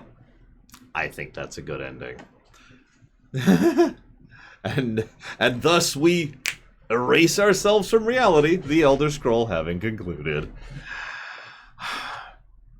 Whether or not Skyrim deserves a negative for not acknowledging some stuff, I don't think this game deserves any negatives for having such significant changes. We can officially really say, no cheats. So that flag is now up. Yay. And God, when did we start this run? Hang on. Let me pull up the thing. How long have we been playing this game? Let's see. We started this run. Where's Oblivion? Where's Oblivion? There it is. On the 2nd. So that's 1, 2, 3, 4, 5, 6. This is day 6. And I'm not sure the hours. I guess I'll just check the save. Hang on.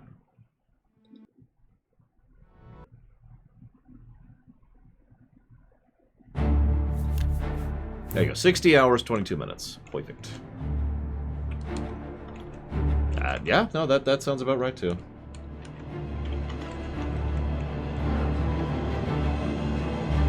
Nothing, Mike Romano.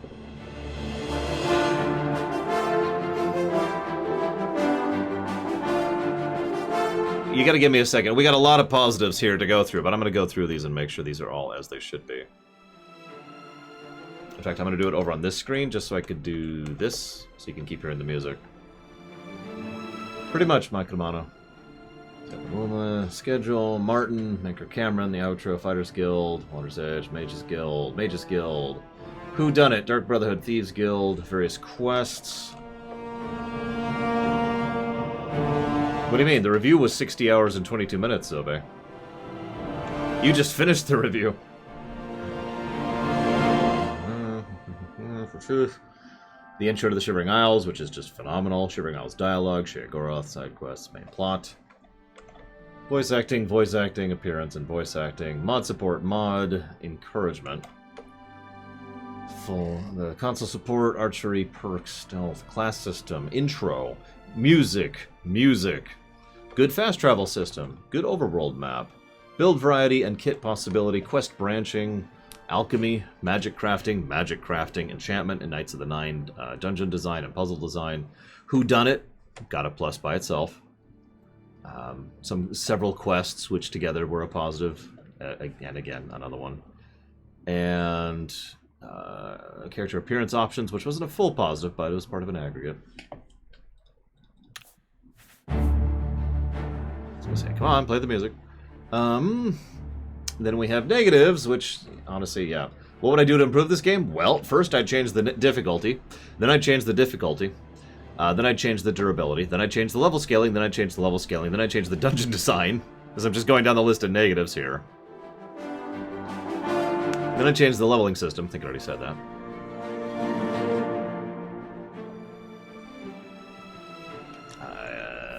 Down the list. No, I do believe this is it. I think this is a fully thorough... No, really. So what are we at? This is a plus 25 to story. Jesus. Plus 25 to story. That is way more than I was thinking, if I'm being honest. Gameplay is... I can math. 8? That can't be right.